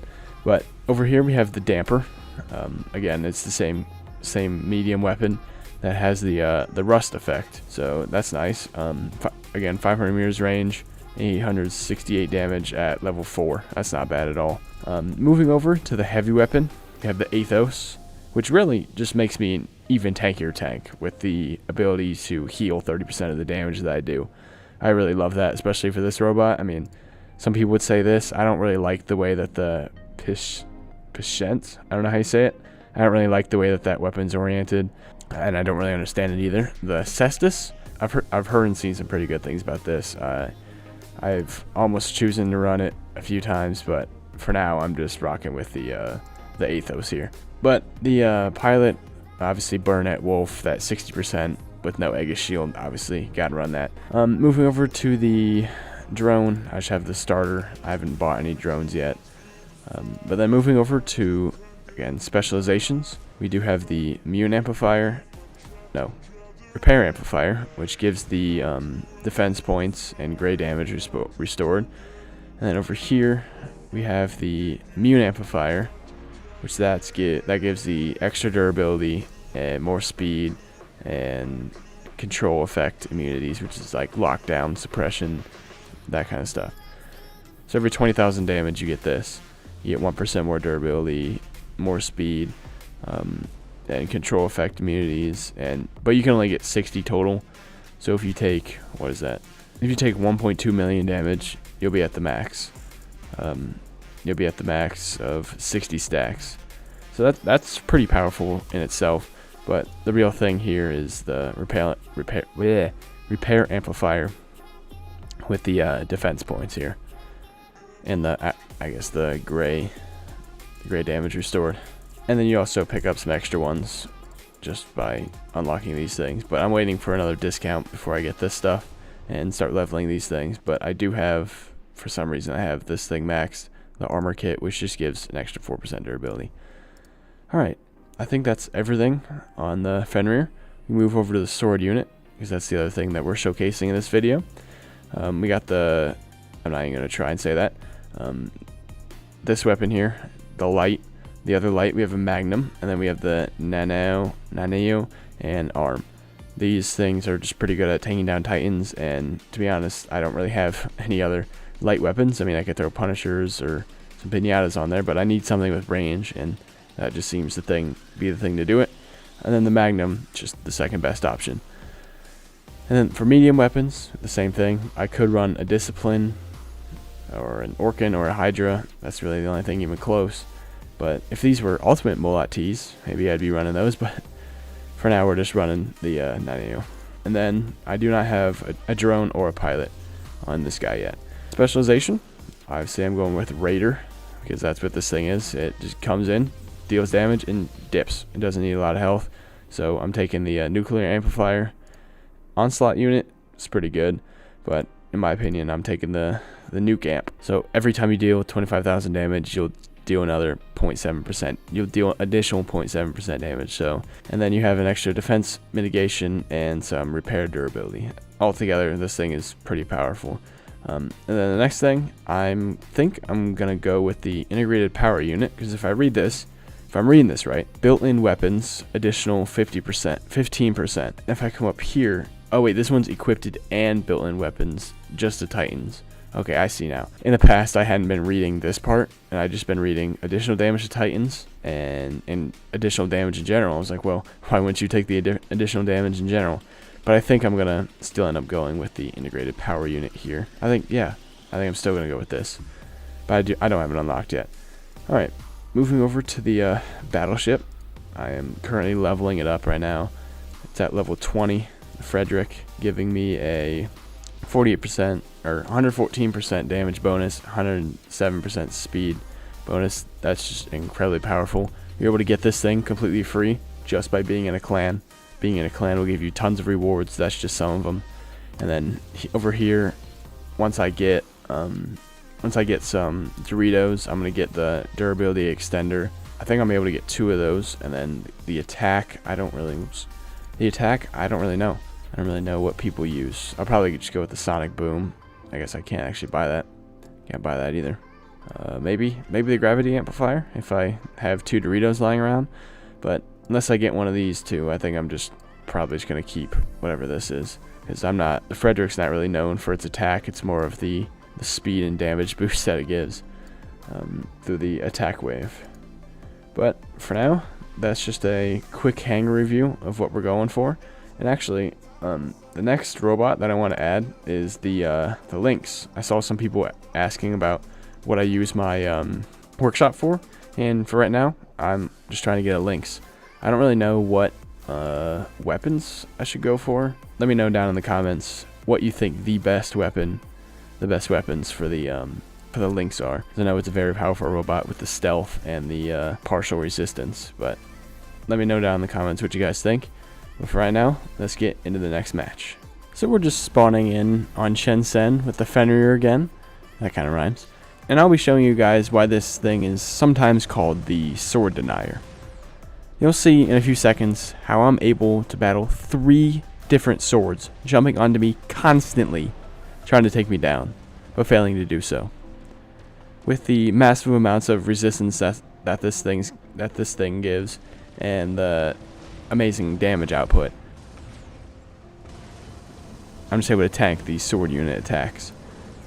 There should be one coming in from my right side. This kind of threw me off. Why a Strix robot would be in the middle of the battlefield? That thing is big and slow and is made for sniping. So if you guys are running the Strix robot, don't do what this guy just did. And of course, I'd stay under this cover to avoid those annoying bash boom pow weapons. Alright, we have the first 2 swords coming in, walking up into them so that they cannot charge their shields on me. And another one jumps in immediately. and I'm still at 300,000 health. That did almost nothing because I'm just so heavily resisted in this thing.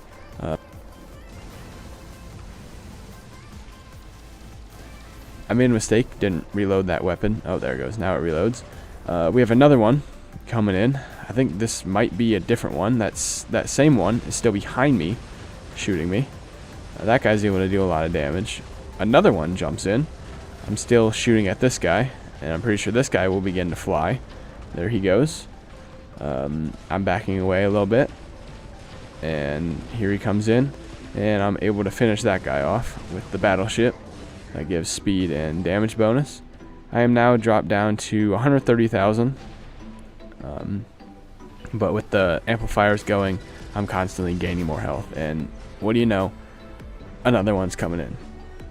And this guy's not able to do much because I just back away with the speed on this thing. And I'm able to shoot into the middle. And what do you know? Another one's probably going to jump in on me. There it is. I don't actually pop it. I don't pop the unstable conduit. Oh, and guess what? Another one. Now I pop the unstable conduit. He's just tickling me, but actually I do end up going down.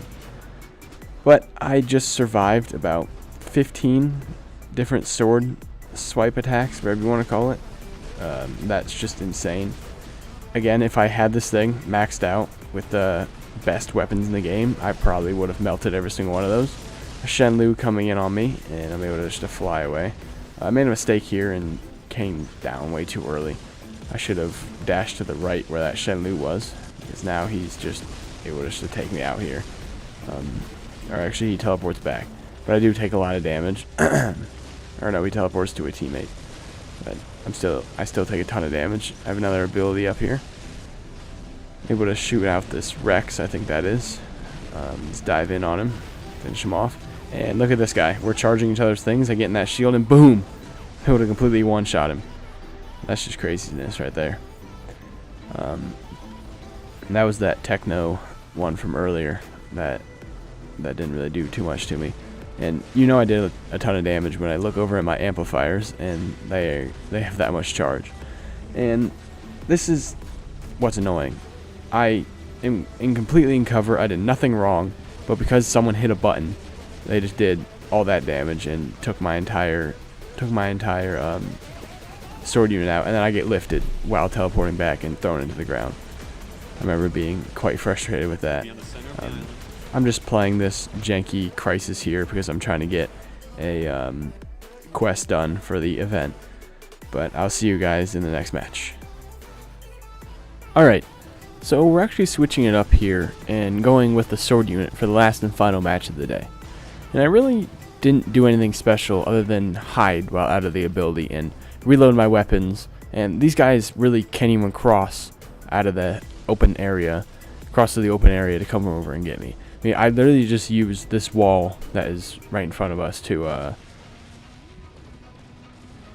just use this wall that's right in front to pop my abilities and just hide behind. We have our first victim, which is that, I don't even know what that is. This Shenlu, I'm pretty sure. Or no, this guy that actually I catch. This Kiri that I catch right before he gets around that corner. And because his teammate is shooting into my shield, I'm able to take him out really quick. And there we go, boom, that's our first kill. Our first assassination, if you want to call it. Obviously reloading these weapons. This janky setup. But it works, you know, I'm dealing damage. And this guy, he's moving in. I know he's out in the open, so I'm going to jump up and be able to deal a lot of damage to him. He goes down. And then this guy, nope, not able to jump on him. Can I get someone? Nope. And we teleport back. But that's okay, because I teleport back. And I feel like if the sword unit uses his ability, like if he actually dashes in, he should be forced to stay in there. Kind of like the Siren Harpy, where if he doesn't teleport back, he just falls. But I feel like if I stay in this state right here, I should just be able to teleport back. But if I dive in, I should be forced to I should be forced to stay. And bam, that guy just got two-shot because there was people shooting into me. And look at that, we're already at 19 stacks. And again, just using this piece of cover right here. waiting out people's abilities, waiting until they try and get out in the open. That's a Fafnir there. I know that once he loses his shield, he's not going to be able to do much. Shenley right there. He just gets taken out real quick. And then we got this guy. He's just out in the open, but I want that Fafnir. So I'll stay out of that range. He'll just hit the shield with all those rockets. And actually, little tip for the sword unit. You want to slowly be backing up so that when people shoot you, they hit your shield, but you're still able to hit them with the sword. Because the sword slightly pokes out of the shield. So you could be safe and still being able to deal damage to him. Jumping in on this guy. The Sam Jock out of the building, and bam, there's Godlike. Just taking that guy's shots because there's no point in not. And looks like we have a Teth. If he just came around that corner, we probably would have been dead. Even though there was multiple of us, we probably would have been dead. We do have the battleship charged, but we are still hiding behind this wall here. This guy just came out of stealth. Let me jump it up again. See what that is. I mean, these guys just keep making the same mistake. They just keep coming out. They just don't learn. That Amugi is able to get away with that weird teleport portal right there, and we could just heal up. I think someone was shield breaking, or someone was in my shield. I don't really know. Helping my team out with that guy. Can't really hit him. That Rex is pretty much invincible in his ability because he's so fast. But yeah, he goes down, and then looks like someone else is probably gonna stick their head out again. We got a Hawk, looks like, back there. He's not moving, so I'm just gonna be able to pretty much take him out and then switch to another target to dive in on. The Strix robot here, and he's not able to get turned fast enough, and because again his teammates were shooting me, he just got absolutely obliterated. So if you see an absorber shield ever, it doesn't have to just be for a sword unit. If it's like an Ares, Hades, Nemesis, any absorber shield, do not shoot it. It just helps them. It's kind of like a leeching leech in this ability, in this sense. Diving in on this Amugi, he goes into his ability, and we just teleport back. I mean, this thing is just, it's so easy to play that I think anyone could figure out how to play this thing. I mean, stay in safety, jump when you're in safety, so that you land in safety, and then make sure that you try and get the most out of your jumps. Like on that last jump, that Hawk ended up going down, as you could see. I mean, I don't even know how I just killed that guy. Oh, with the Frederick battleship, because I just popped my battleship, and then we got this Titan that I'm able to just, I'm just able to grab him real quick. But yeah, going back to that last play with the Hawk, I was able to deal a lot of damage to him, and then a teammate was able to take him down while I was taking out that the big guy. I'm blanking on the name. But we're now into another ability. I mean, I also feel like this ability comes back way too fast. Strix robot. I was able to take out that Strix robot. We got another Titan here. Wasn't able to get him, but that Fenrir Rampage absolutely destroyed. And we do have a Luchador coming in, but we are forecapping these guys because we own these beacons on the right, because there's just no way they're crossing that zone. I mean, if he pokes out, I'm just gonna jump on him, and I'm sure he's finally learning that. If you ever have a sword unit pinning you down, there's really nothing you could do, to be honest. We got this Luchador here that once I should be able to have plenty of time to get into my range. Oh, nope, I don't. I teleport back. And then this match just comes to an end. So that was just a complete domination with this sword unit, with the jankiest setup.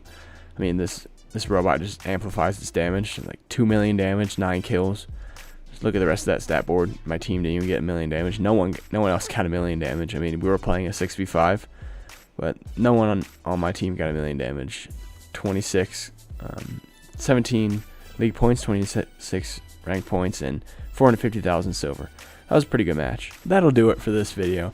If you enjoyed, then like that smash button to let me know, and subscribe so that you don't miss another upload. And until next time, dominate those spenders. Alright, if you're still here right now, I genuinely don't know how to thank you enough. This movie ended up being over 2 hours long, and the fact that you chose to spend even part of that time with me means more than you probably realize. This entire project started with just one simple idea: prove that you don't have to spend money to compete, improve, or just have fun in War Robots. Everything you just watched, every fight, every mistake, Every smart rotation, every play was done free to play. No shortcuts, no swiping, and definitely no hidden spending. Just experience, patience, and learning the game the right way. And if you made it this far, you're already ahead of most players, not because of gear, but because you care enough to understand the game. I made this series, and now this movie, for the players who feel stuck in lower leagues, feel like everyone else is stronger than them, and feel like the game is pay to win and they don't belong. Trust me, I've been there. I've played through multiple metas, broken robots, broken weapons, flying titans, stealth, shields, all of it. And what never changed is the truth. The best players don't just react, they control the game. That's what this movie is about. If even one tip to help you survive longer, deal more damage, make smarter decisions, or even enjoy the game again, then this project did its job. If you're here, this channel is going to stay focused on the free-to-play progression, smart gameplay over brute force, teaching and not just flexing, and proving what's possible without spending. And if you've been watching since the early episodes, thank you for trusting me enough to stick around. I also want to say this clearly. You don't have to learn this game alone. I've created a Discord server for this community, a place where free-to-play players can help each other. You could find some squads and clans, ask some questions, share your clips, and actually grow together in a community. The link is in the description and you're more than welcome there. Whether you watched every second or had it in the background, thank you. Your watch time, your comments, your support, it genuinely matters. More episodes are coming, more breakdowns, more free-to-play proof. But until then, play smarter, live longer, and control the battlefield. I'll see you in the next one.